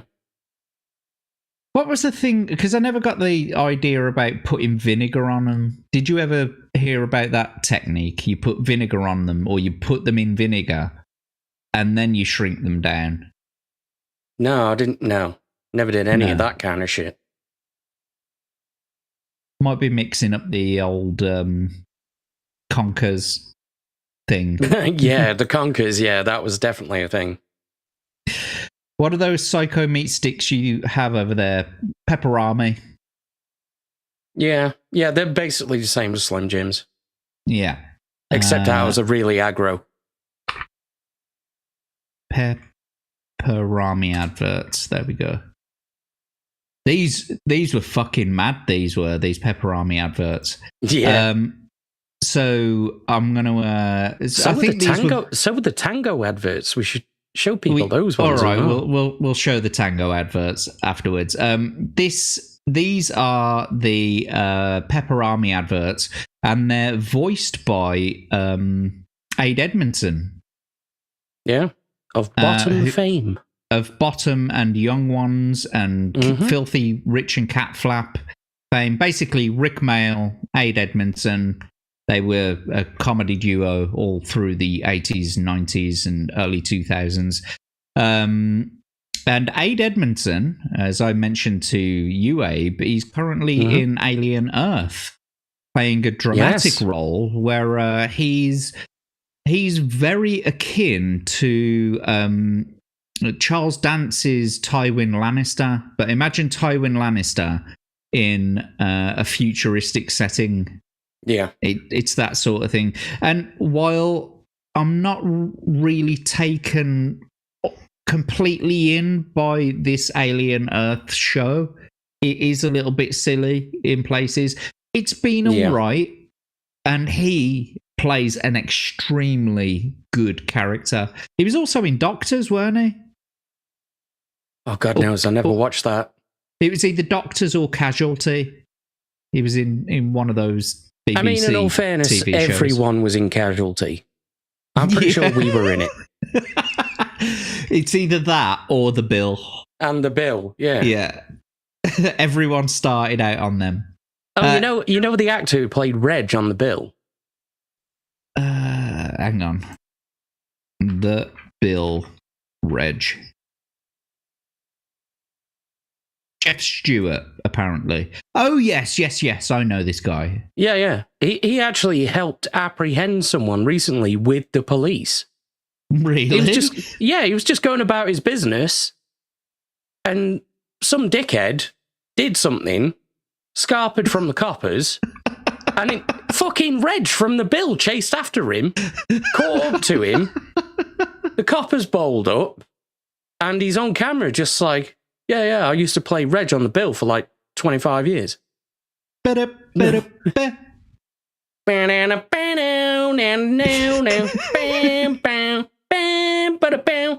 Actually, ITV have got their own YouTube channel, and they've started uploading full episodes of the bill.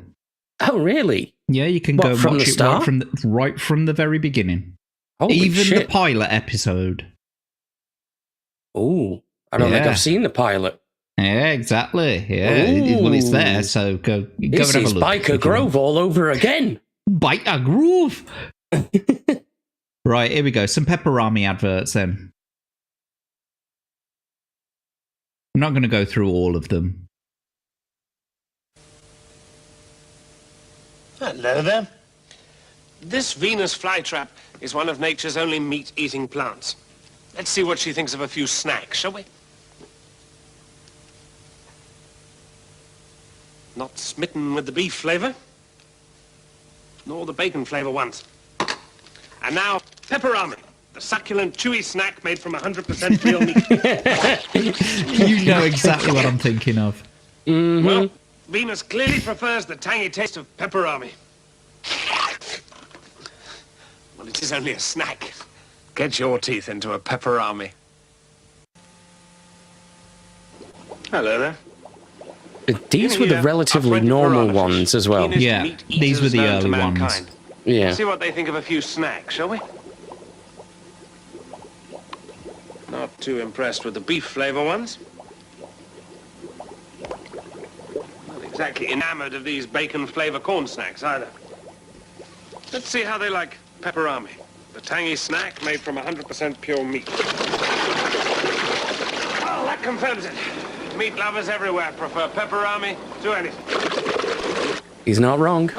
Almost anything. Get your teeth into a pepperami. Yeah, let's skip ahead a little bit and see if we can get to... Is one of the world's most... Or actually... Let's get to the psycho shit. Yeah.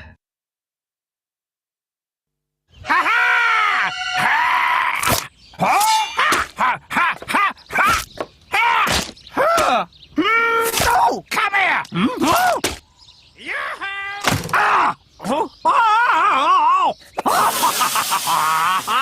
New barbecue flavor pepperami. Oh, didn't This need to video do is that. brought to you by Squarespace. No, get out of here, you piece of shit. I wonder when they discontinued the barbecue ones, because I haven't seen those in ages. Nice day for a swim!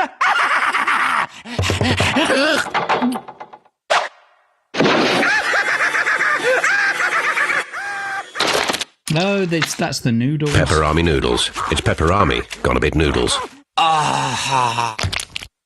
They've done a lot of experimental shit over the years. Not just in terms of the adverts, but in terms of product. That didn't sound like Ade Edmondson. I think there was a point where Ade Edmondson stopped doing it, and they had to replace him with a sound alike, basically.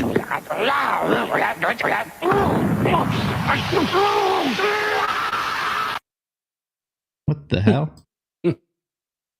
That'll be the hot ones. They're still available.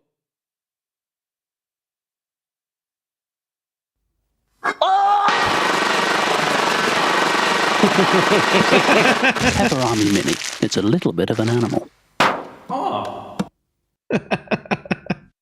They're good, but they're just too damn small. Right, let's have a look at some of these Tango adverts. Here we Tango go, Man. He was amazing. You've been tangoed. Hello, Tony. I think we might use a video replay here. Super, let's do that. Oh, Why, yes, we could be in for a quintessential tango taste sensation here. Why, yes, Tony, let's go again. Yes, Ralph, the big orange fella ran in from the left, and he gives him a good old slapping. It just illustrates the bite and buzz of real oranges in tango. Yes, Ralph, super taste sensation, smashing drink, lovely. You know when you've been tangoed. You know when you've been tangoed.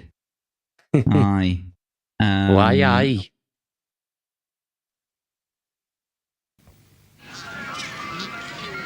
Oh, Tony, that might be worth a little replay. Cracking idea, Ralph. I think that's Hugh Dennis as well, isn't it? Is this little man gonna pop that balloon? What, you mean the dude drinking the voiceover. what's it, or the voiceover? The voiceover, yeah. I'm pretty sure it's This Hugh could Dennis. be another classic example of the hit of real oranges. It's tango great, Tony. It's tango exploding on its taste buds. Yes, Ralph, what a shocker. Oh, there she goes again. She's done a tremendous job. Smashing. You know when you've been tangoed. And there's a whole series of them. We'll do one more. If I can find it. Because there's this, like, one mad ones like this. Oh, I've picked something up, John. Let's look at it, Ralph. Why, that's the catatonic kick of real oranges accosting the back of his throat. Oh, Tony! What is that? No idea, Ralph, but it's definitely not Wee Willie Winky. Morning. Blast my tango taste buds, Tony! Yes, Ralph, I'd be upset too if a man come up to me with his kilt flying. Spanking. You know when you've been tangoed. They don't make them like they used to, do they? It was all so casual back then. It was all so casual and so gay. One more thing that we're going to go over quickly before we move on to something else is that you sent me the short for the 80s. So let's have a quick look at that. Am I going to be depressed, Abe? Am I going to cry? Maybe. Maybe I'm more there's a few of these. nostalgic. Yeah. I'm more nostalgic about the 90s than I am of the 80s, but this might make Atom feel a bit I'm nostalgic about yesterday. The 80s miss you, right? Let me guess. No one even talks face to face anymore. Here? We're out until the streetlights come on. You should stay. The world feels real here. We've got mixtapes, Friday night diners, cruising down Burnside in your friend's Camaro. What's 2025 got? Yo, what are you even doing in 2025? Out there, it looks like everyone's glued to their phones, chasing nothing. No block parties, no Friday night hangout. Do you even remember what it's like to really be here? Out here, time doesn't race, it breathes. And if you've forgotten that, then maybe that's why the 80s are calling you back. Yo, you coming or what? You don't get it. The 80s wasn't just about neon lights or mixtapes. It was about being here, actually being with people. No screens in your face, no noise from the future. Just the moment. The 80s miss you. We all do. Maybe it's time you came back. You know, I think society peaked in the 90s. 80s was the begin. Like, music definitely peaked in the 80s. Mm-hmm. Yeah. But society peaked in the 90s, and since then, it was all downhill. I'm grey. Also, cocaine. Indeed. Yeah, pretty much. I mean, cocaine has been around for a very long time, since before the 80s, obviously. But yes, it was very popularized in the 80s. Yeah. Was this wow for the Pepperami adverts? I think it was, yeah. These days, Tango Man was replaced with the Diverse Man, and he robs your phone, you know, when you've been robbed.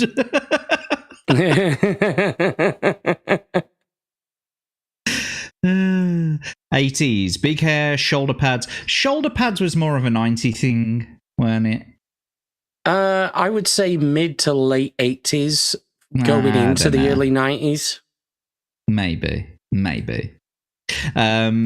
That was a weird everyone time. Forgets about gang wars and nuclear holocaust. Everyone forgets the gang wars and nuclear holocaust. Is that Star Trek reference? I don't know. Is Galadorn part of a, like a Mandela effect thing? Yeah, he's in the going on? wrong fucking universe. What's going on? I don't remember the gang wars and nuclear holocaust. Humans Yeah, destroyed by their own creations. Because in the Star Trek timeline, apparently there's there's a whole huge catastrophic event, and it sort of fucks up all of humanity. Mm-hmm. Yeah. Atom Gray's confirming mid-80s on the shoulder pads. Yeah. Anyway, I think we should perhaps move on to one of the chat's favourite sections of the evening. So without any further ado, let's take a look at what's behind the hole. Let's go.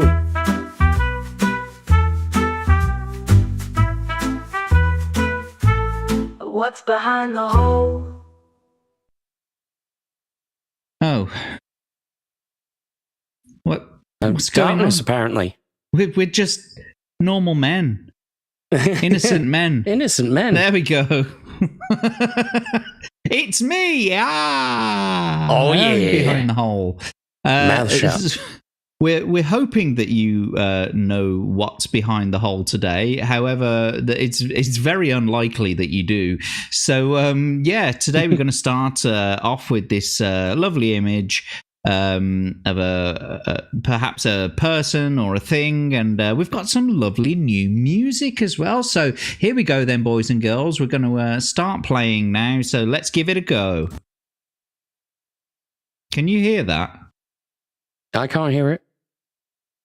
Right, give me a second, bastard. Loading. Loading. What the hell's going on? What the heck? There we go. Played for a second then. Yeah. What the fuck is going on? Computer says fuck no. It sure does.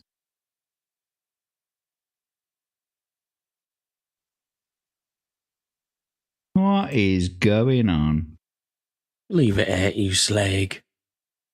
So I can see that it's actually playing, but for some reason it doesn't want to actually play. Okay. Okay. Yeah, there we go. All right then. Here we go then. No, it's done it again. Maybe that remove is the fucking screen. Weird. Maybe remove the screen share that's still active in the back end. Try that. What are you talking about, mate? If you look on the bottom, you see where Jack's screen share is. You remove that.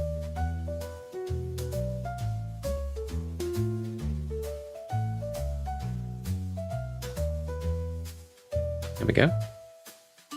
I don't think that's got anything to do with my OBS, though. I mean, anyway, it's playing fine now. I'm moving the wrong fucking thing again. Yeah, so what I had to do was I had to just change the status of the monitor in the background. Okay. That's weird. So some Brits may recognise this person just from the hair alone.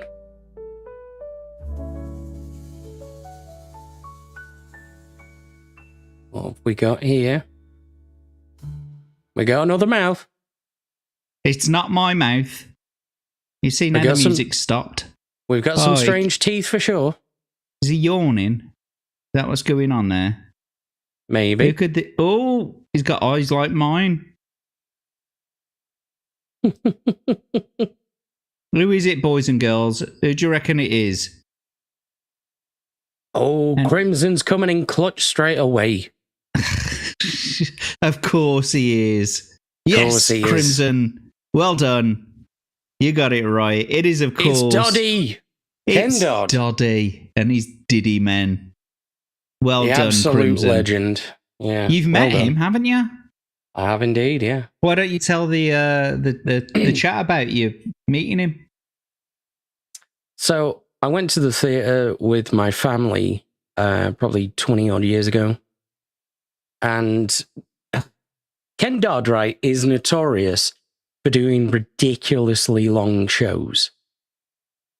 So my dad was working nights, but we all went. And he had to leave a little bit early. So I stayed there with my mum. And I'm not kidding. Bearing in mind at this point, God knows how old he was. 70s, 80s, something like that. He was a fairly old man, but he was sprightly, like, forever. And as soon as you think the show's over, he's like, right, let's do another 2 hours.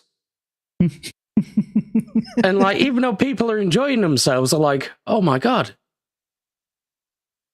Do we have to stay? Like, we've got to get up in the morning for our jobs. And by the time it finally ended, like, the show started at like 8 p.m. or something. And I don't think we got out till about 2 in the morning from the theatre. It's Ken Dodd. And so there were people hanging outside the front of the theatre thinking that that's where he's going to come in and out. But they didn't realise that's not how it works. There was a stage door at the side of the building. So I went there with my mum, and we were there, and we just waited. And then he popped outside. We were the only ones there waiting for the actual performer's entrance and exit. And we said hello and everything, and my mum said to him, is it okay if we give you a kiss? And he goes, that's the best offer I've had all night. See, even off the clock, he was fucking hilarious. And then he produced some photographs of himself, signed them, gave them to us, and we just stood there and talked for a few minutes. And then he just went on his way. Absolute legend. Absolute legend indeed. And there you go. So that was numero uno on tonight's What's Behind the Hole. Let's have a look and see what's next behind the hole. So let's see if this actually works now. No, it's done it again. I'm going to have to work on this. No. Yeah. Computer said no indeed. That is fucking weird, that is. Oh, so here we go. What's this? Bit of tracksuit by the look of it there. Talking of the 90s. Very 90s vibes here with the fashion sense. But interestingly, not from the 90s.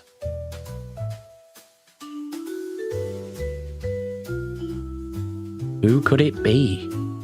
I'm not going to show too much of the face because that'll give it away straight away. Oh, yeah.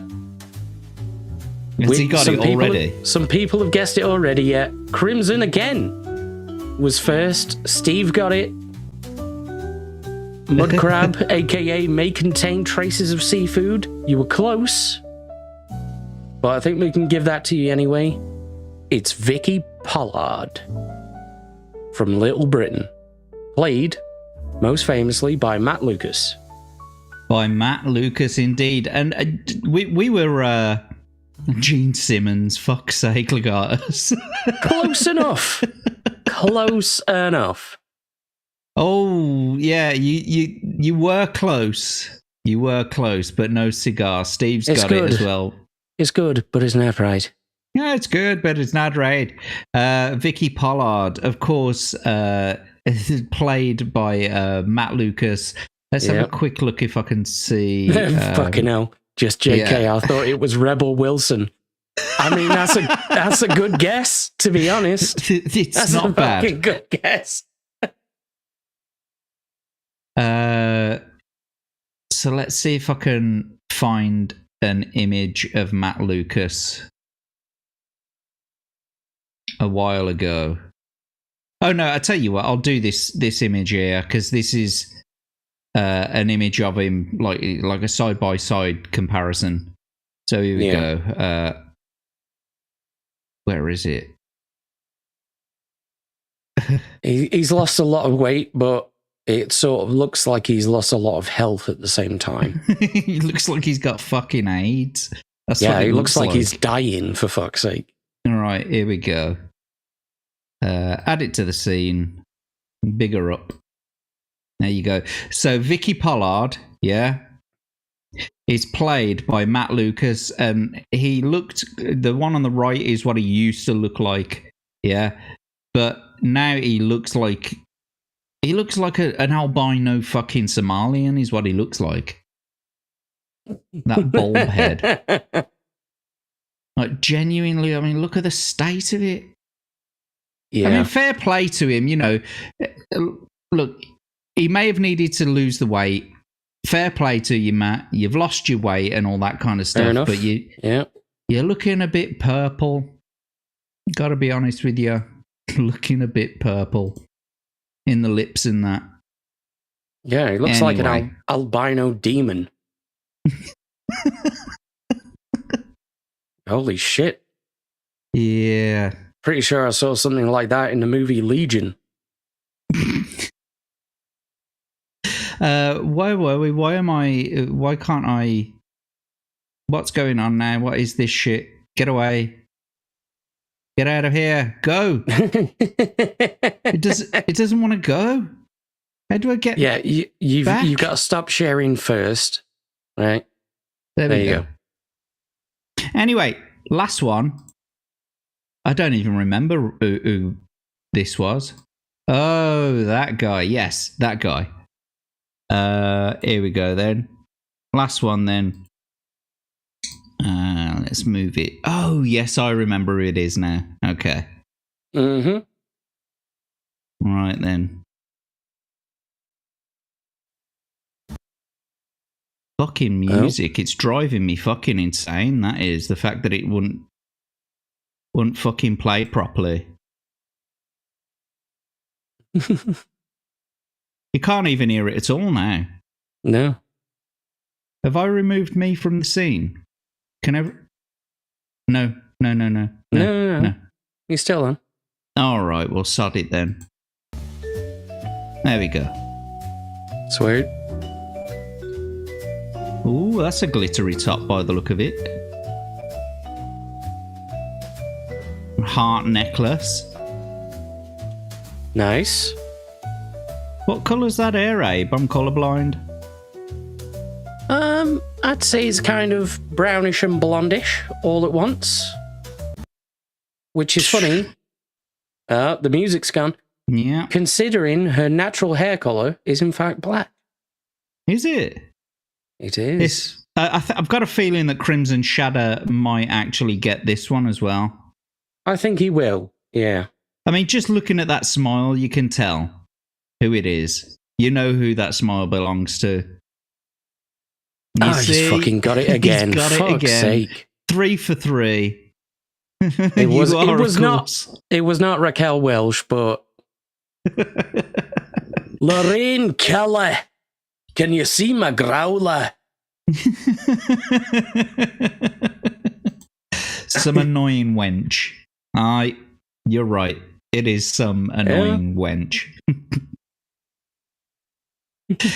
But there you go. Scottish TV, morning TV star, Lorraine Kelly. I think she had her own show, didn't she? I'm pretty sure she did, yeah. Yeah, I mentioned a while back, gotten some chub action going. Some chub action? Interesting. That means something else over here, Daly. It certainly... I think it means the same thing over there as well. Yeah. Depending on what context. Daly could give me a bit of a chub. I'm quite sure. But anyway, there we go. Lorraine Kelly, the third person and last person on this week's What's Behind the Hole.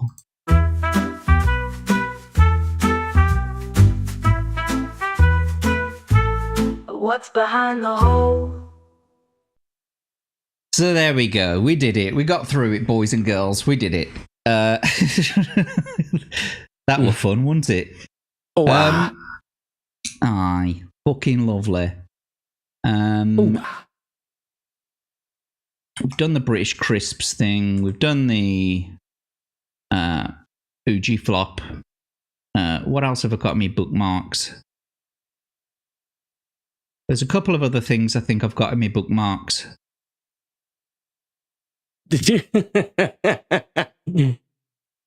Daly says, I don't have a dong. Good. Good. She got a mega clit. Yeah, like just Yanni. like Yanni. Yeah.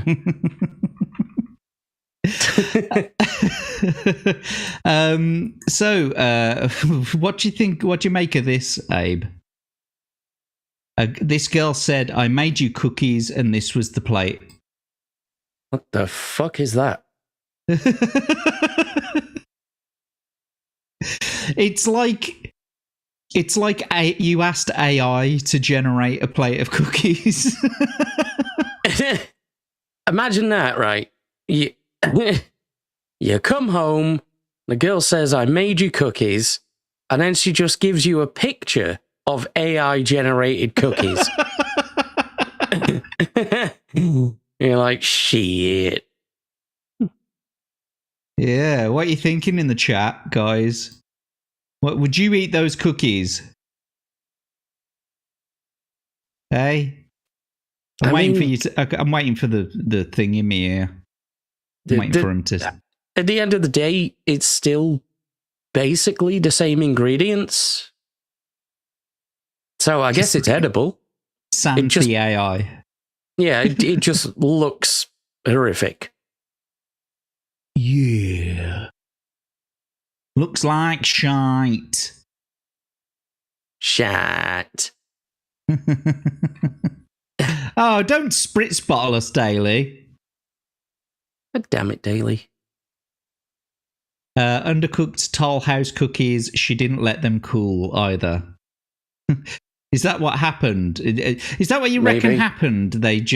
She put them on the rack before they were finished, and they just that would make sense. Yeah. Dripped through. Yeah, that would make sense. Anyway, dripped through. That somehow makes it worse. There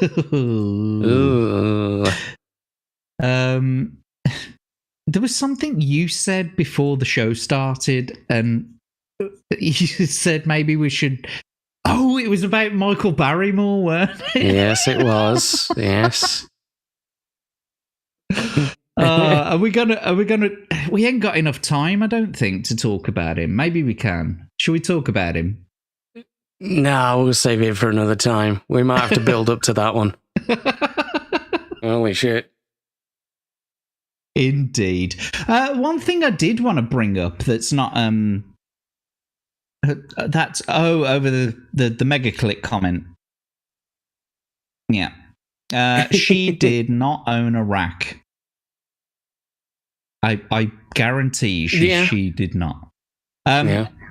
One thing that did happen today that I did want to talk about a little bit, it's not going to take too long, I don't think. But gonna rip off the Strike It Lucky game. Maybe. That's not a bad idea. Perhaps we could. You know what, Abe? That isn't a bad idea at all. Maybe at some point we can start ripping off 90s game shows and just repurpose, like fucking recycle them. We could do our own blockbusters and everything. Abe, that's fucking brilliant. I know.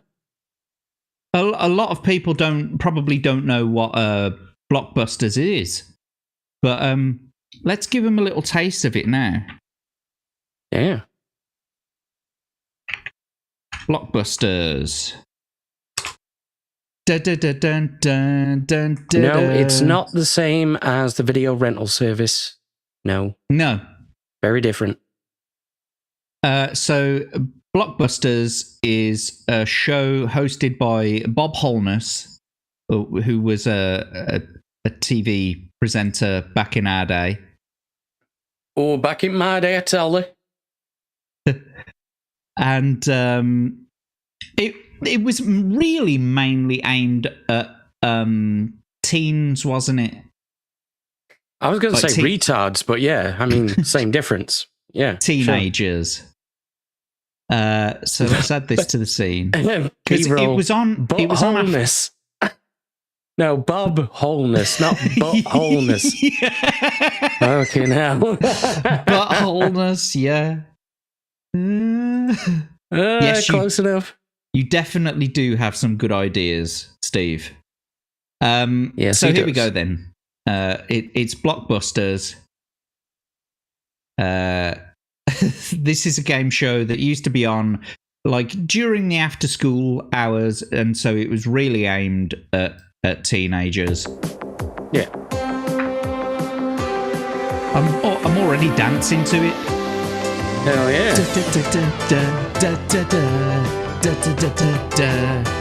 This whole show was a vibe.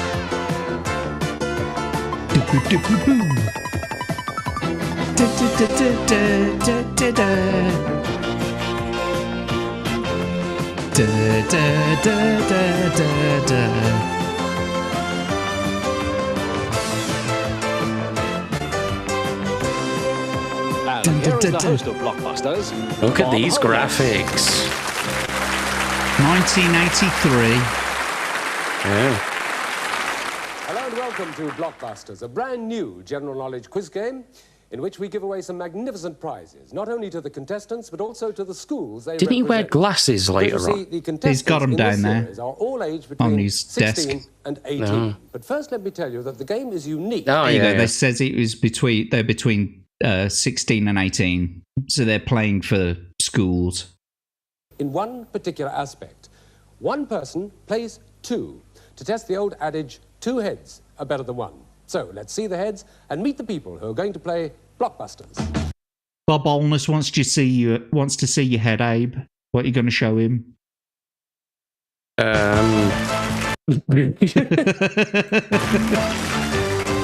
Well, I mean, obviously at that point you stand up and First we meet drop Alistair. trow. Alistair, which part of the country? Zip lob. I come from Newbury in Yeah. Berkshire. And the school? St. Bartholomew's School.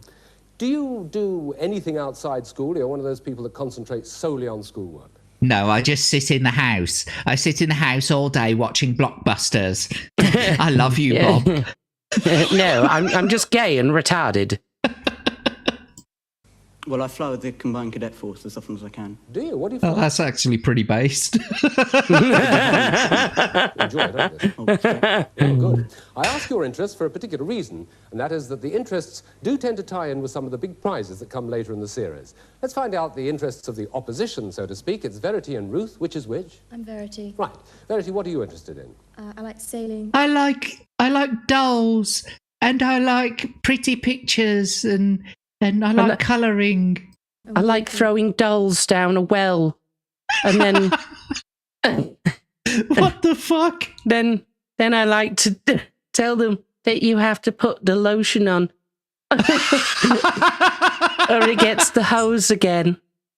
And art appreciation. And your school? Felixstowe College. Felixstowe College, which is where Ruth goes as well. And your interest, Ruth? Sport and music. Well, Liar. Okay, we've got the No, I'm interests, we've joking. met the people. Now let's Leave meet them the alone. board They're on kids. which they play.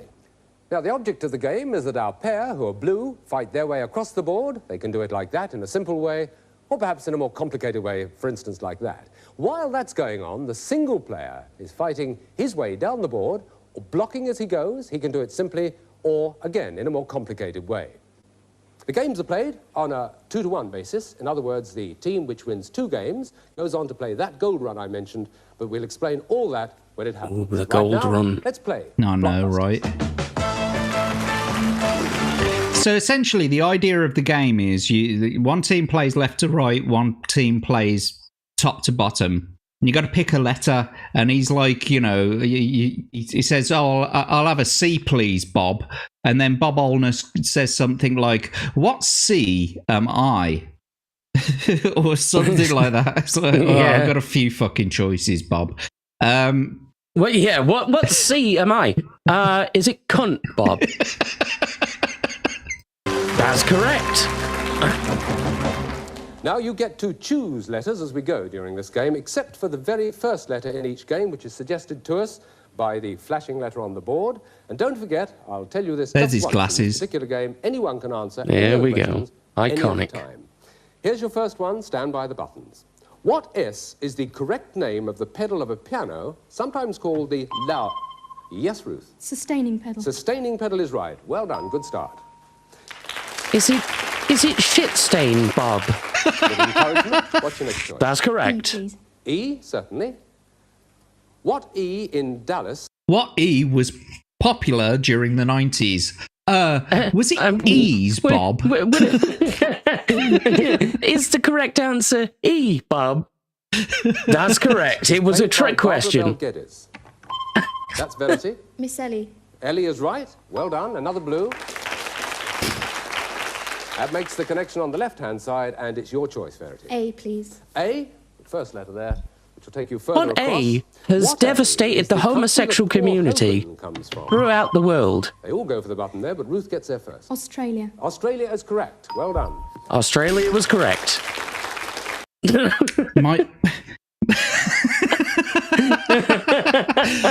My favourite joke about that is fucking Jimmy Carr's most offensive joke.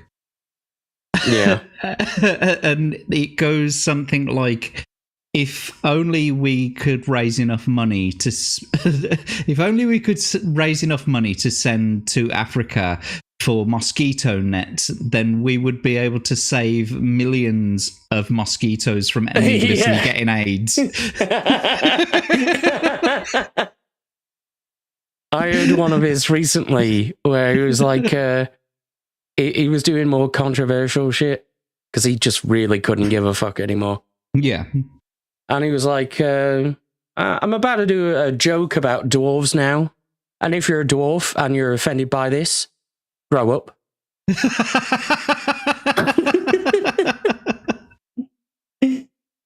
Crimson Shadow remembers this. Remember? Average fan remembers. Bob is going to haunt us. Maybe. He's going to haunt me, at least. Maybe, yeah.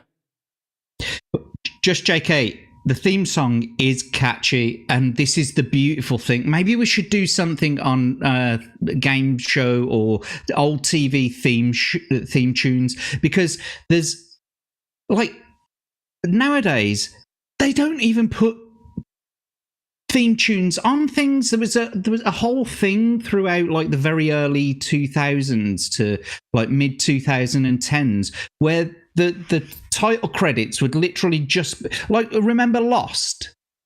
Yeah. It was just like the words and some atmospheric music. It's like, what the fuck is that? Let's bring back some, proper title music. Yeah, well, you compare that to something like Dexter when it aired. That was a great intro. Absolutely. And they did start bringing it back. Like, I remember Black Flag, or was it Black Sails or Black something? The piratey one, anyway. I think it was Black Sails because Black Flag was a US punk group. It was also the Assassin's Creed game, wasn't it? About That's pirates. True, yeah. Welcome to the great JPEGs of history. Yeah. Is that JPEGs or JPGs? The same thing, basically. Beelzebub, welcome, devil. First prize, a lifetime supply of baked beans. Yes. There you go. There's that fucking bullshit stereotyping again. Damn it, devil. That sounds like a really good top prize to me. Yeah, very much. What's up, Abe? He's asking. Yeah, I've answered. Oh, right, okay. Seaman. Seaman, what C am I? Seaman. Everyone has Abes. Australia is always correct, you can't. You can. Got my new car, now we can drive around and take out some of those AIDS mosquitoes you're talking about. You going to Africa then? Yeah, he's going for a long drive. Tough to write a catchy jingle for a play crash. Did you ever see the 90s Game of Thrones that someone memed? Oh, I'm sure I have. Yeah. Yeah, let's see if we can find it. Hang on. I always think of South Park now whenever someone mentions Game of Thrones. Wiener, wiener, wiener, wiener, wiener, wiener, wiener. We're gonna show this now, and then we'll get back to Bob. Aye. Because this is fucking beautiful.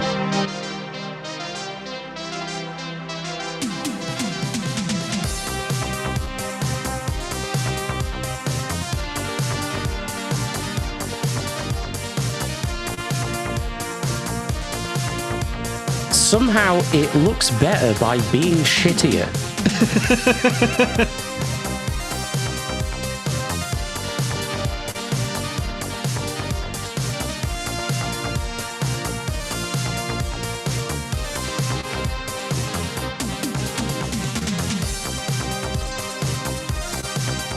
It's a banger.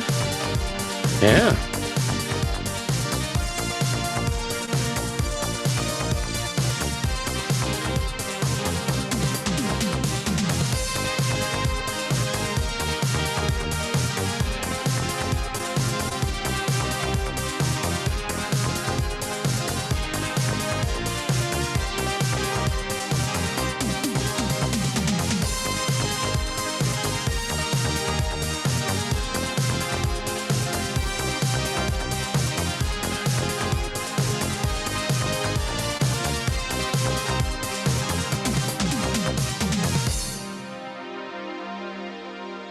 Ain't it a banger?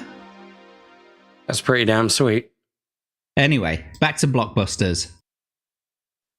I'm not going to hang on this too much. You've got to start getting a bit nippy, you know that. Okay, the next choice, please. C, please. C is the next one. Here we go. What C am I? What C is a Latin-sounding word for a riddle or puzzle? Alistair. Conundrum. Is right. Well done. Conundrum. Good. I'm considerably richer than you. Oh, I'm considerably richer than you. Top to bottom, white to white. Yeah. What D was the family that owned Nana in Peter Pan? Bing. Yes, Verity. Darling. Is it Dickheads, Darling Bob? is right. Well done. And your choice for the next letter, Verity? J, please. J. Right. Why would you go that way, you stupid get bint? that connection across the board. What J is the club that Oh, controls I guess horse it makes racing in more sense. England? They all go again. Verity gets there first. The jockey club. I was just about to make a joke there. I'm not sure I can make it. Go on, you might as well. What J is responsible for most of the Middle East's crises? Is it jihad, Bob? No, close. Close. Close. The other side. I'm afraid the religion is wrong, though. That flashing blue light means, in fact, that there is one unit to go to make that connection Fucking on the hell. board. That's unless it's blocked by Alistair. Which letter do you want? R, please. R. Tense moment. What R is the capital of Saudi Arabia? Alistair. Riyadh. Riyadh is right. Is Well it done. retards, Bob? You've not only blocked it, you've helped yourself a bit. Where do you want to go next, Alistair? G, N, dickhead. please. N for the next one. Okay. The fuck? What Come on N now. is a nocturnal bird Rookie. that lays its... Alistair. Nightingale. Not nightingale. I'll give What the full derogatory question to the term is opposition. most commonly used for black people in the United States? Had you going for a moment, didn't it? Right, nightjar is the answer, nightjar. And we go for another N. What N was Another the N. London prison on the site... Verity? Newgate. Newgate is right. Well done. What is the word that my homies refer to me as? Well, now you've got quite a choice. Where are you going? G, please. G. Okay, G it is. One of the possibilities, and this could. The question make is, that connection. what is the term that my homies refer to me as? The golden fleece. Golden fleece is right. Well blocked. Well? F, please. F for the next This one. To make that guy connection is at the bottom fucking there. retarded. Help the opposition in Fucking case pick they get him, to the you button first. dickhead. Right. What F is the president and spokesman for a jury? Yes, Alistair. Foreman. Is right. Well done. What F are you responsible No, for being? Here, but the Is it flashing light means fuckwit, you've got Bob? one unit to go to That's make that correct. connection. Where you're going to go? No, unfortunately, it's not fuckwit, but it's a derogatory term for gay. No, never mind. What is the term for somebody who sits at home and watches blockbusters all fucking day and night? Why is he going for that one now? What is he doing? Okay. I love how we're getting H is the enraged Scots over name a for the fucking last game day- show that's like Verity? Hogmanay. Hogmanay is 42 correct. years Well old. done. Verity? M. M. There we go. These people could be Means, don't you? dead by now. Listen carefully. What M was a quality that Shakespeare's Portia, Ruth? Mercy. Mercy is correct. Is it minge, Bob? Correct. You didn't even wait for dropping us the gentle dew from heaven. Well done. Well, that's made the connection across the board. That's the first complete game. Don't forget that Anyway, there we go. You get the idea. You get the idea. That's blockbusters. Fantastic entertainment. Yeah. Absolutely brilliant. We loved it. That's what we It was used good to watch shit. when we were kids. Yeah. Yeah. Yeah. Shake it, lady. Uh-huh. What are you saying, Galadorn? Vikings actual show, notwithstanding, had a good opening. That was a great opening. I've not seen Vikings at all yet. I've seen loads of YouTube shorts that I think is from that. I would highly recommend it. It is a phenomenal show. How many seasons have got to get through? I don't know. I think maybe 4 or 5. But I would say the first 2 to 3 are the best. Dinklage, Peter Dinklage. Yeah, the old letterbox 4.3 ratio. Yep. Absolutely. You know, Star Trek The Next Generation, their view screen was specifically designed for the 4.3 letterbox ratio. But then when they started going into movies, obviously you've got the wider screen, and that's why they destroyed the Enterprise D in Generations, because they needed a new ship with a new bridge that had a wider view screen. Yeah. Genuinely, Jesus. that's why they did it. Yeah. Yes, that's synthwave. Absolutely. Gotta love it. Are they ever going to finish that House Dragon bullshit? I think so. Yeah. Yeah. I think they are. I mean, Give it last time. season was really drawn out. Like, it was just so difficult to get through. I've only seen the first season, and I'm not bothered with the second one so far. We need to make a dirty version of Blockbusters. I reckon we could do this, you know, mate. I think we just did it. No, but I reckon we can actually make this into a show.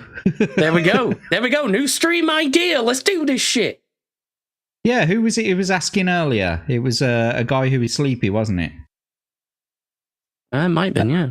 Prophetic Apathetic, 6 welcome seasons. to the chat, Yeah. my friend. How you doing, Apparently mate? there's 6 seasons of Vikings, so there we go. Vikings unravels and goes shit like Game of Thrones. Ah. I mean, in all fairness, very much like the actual Vikings. I recall seeing that show, and I think there was the Game Show Network too. What's that? The Game Show Network. You mean there was a TV channel. Holy shit, what happened to Godzilla's hand in the picture? Devil, Godzilla was trying to do NoFap for the NoFap month, and he bit his hand off. That was his wanking hand. Indeed. You did what, JB? Me, I did it. He did it all. Alistair, fuck all. I don't get it. Fuck all, I tell you. I'm lost now. Absolutely lost now.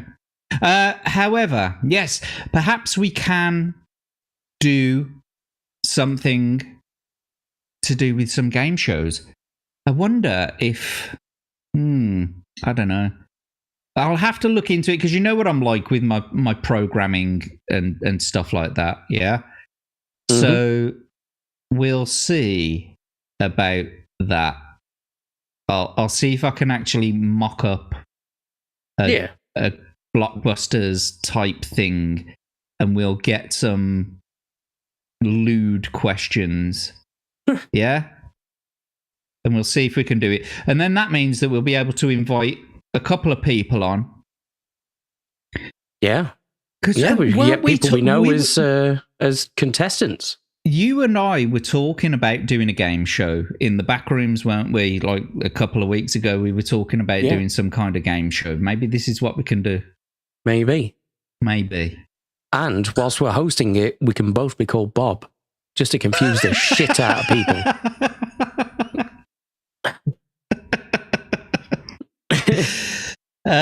Yes, Atom. That's what happened.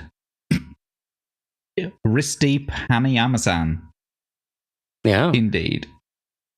As an actual insane Norwegian, people thought they understood me a bit more as they watched the show.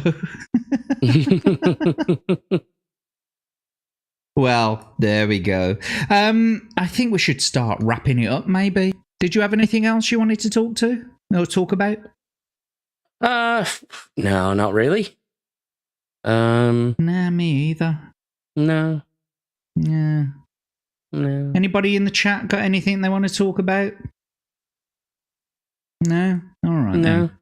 Then. Nah. We haven't really given them that much time to respond. There's a 20 second delay. We gave them 1 second. That's more than enough. I think so. I mean, realistically, we want to just start wrapping it up. Yeah. So we're just it's just platitudes, I'm afraid. Oh no, there's all right. So like there is this one meme that I'm going to show here because it's fucking brilliant. Here we go. Oh, hang on.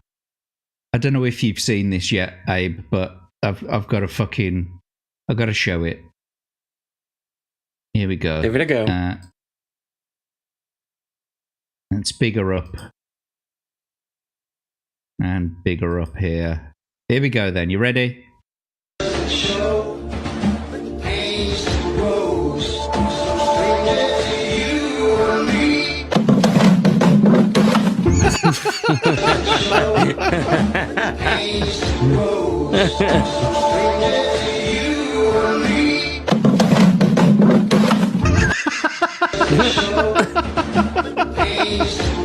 Let's just play it a few more times.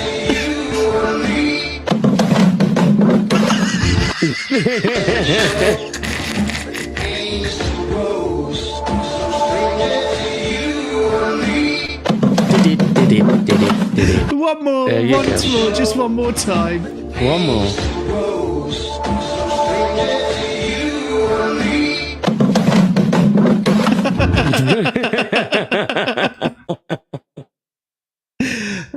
Fucking Legit. Beautiful.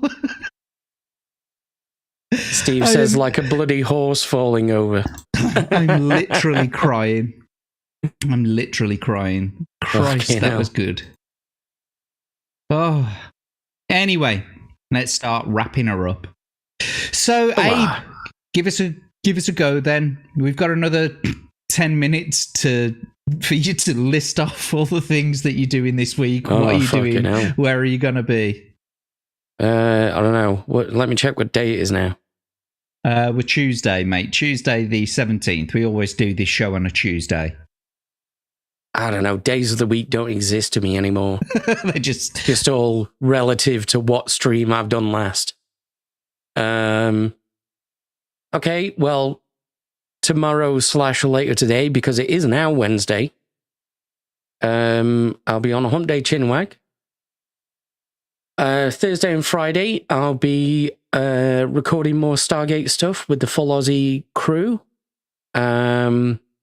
Friday night going through to Saturday morning, I'll be on Rockefeller Plaza's channel at 1 a.m. my time, which is 8 our time. It's not like I hadn't ended on fucking time. It's mine, bitch. It's mine. It's 10 past 1 in the morning, by the way, Daily. Yeah, so it'll be 1 a.m. for that. Then 4:30 in the morning, I'll be doing Samuel the Infamous's channel for Abyssal Musings. 7 a.m. I'll be on Beelzepub over on Beelzehub. Mr. Devil, who's in the chat right now.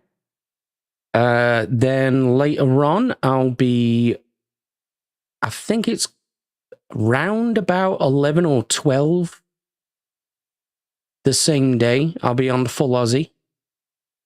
Then I think it's going to be 9 p.m. onwards. I'll be on Anime After Dark with Tomby and Honey. Are you all right, mate? I got a Frenchman in my throat then for a second. Jesus. It sounds like you're swapping Wrigley's with someone. I am, yeah. Yeah, I'll be with Mudcrab there, aka May Contain Traces of Seafood. He'll be on the full Aussie. Yeah, I'll be doing Anime After Dark with Hanayama-san and Tomby. Straight after, I'll be on Screaming Into the Void over on Sam and the Infamous channel again. Then after that, I think the next thing I've got officially on the docket will be Tuesday, 8 p.m., in which I'll be doing Team Play Tuesday with a whole bunch of people we all know. And then I'll be right back here. And then I'll probably do a few bits in between now and then. But yeah, I think that's it. Awesome. Well, thanks for that, Abe. And I, of course, will be. Mate, I almost fell asleep whilst I was listing that off. Fucking hell. I managed to take some speed just before you started, so I'm wired now. Fuck it, let's do the show for another 5 hours. Let's go. Let's do a doddy. Yeah. I am Jack Tar Lad. You can find me at all of my socials at Jack Tar Lad. And tomorrow it's the Hump Day Chinwag, of course, with Abe and Tomby and all the boys and girls over there. Thursday night it's Read and Roll at 10 o'clock on my channel. This week we've got the wonderful Anna's Gameland coming to start a brand new adventure. She doesn't know what book she's going to be doing yet. The weekends I have pretty much free from streams because I've got family stuff to do. But Monday night, we're going to carry on with a chat battle. However, I'm thinking I might reset the leaderboard, and by then we'll have a brand new scoring system. So come and watch us on Chat Battle. Atom Gray really loves the show. And I mean, even you said, didn't you, it's quite hypnotic to watch. Yeah, it's oddly compelling. Mm-hmm. Just watching balls. Watching two balls smash against each other for a few hours. And then, of course, on Tuesday, as Abe said, it's back here at 10:30 on a Tuesday night for the Jack and Abe show. So thank you to everyone in the chat who came and joined us. You all know who you are and where you come from. And thank you for being here. It wouldn't be a show without you. But until next time, I guess it's a piss off from him. And a fuck right off from him. Thanks for watching, guys. See you soon. Bye.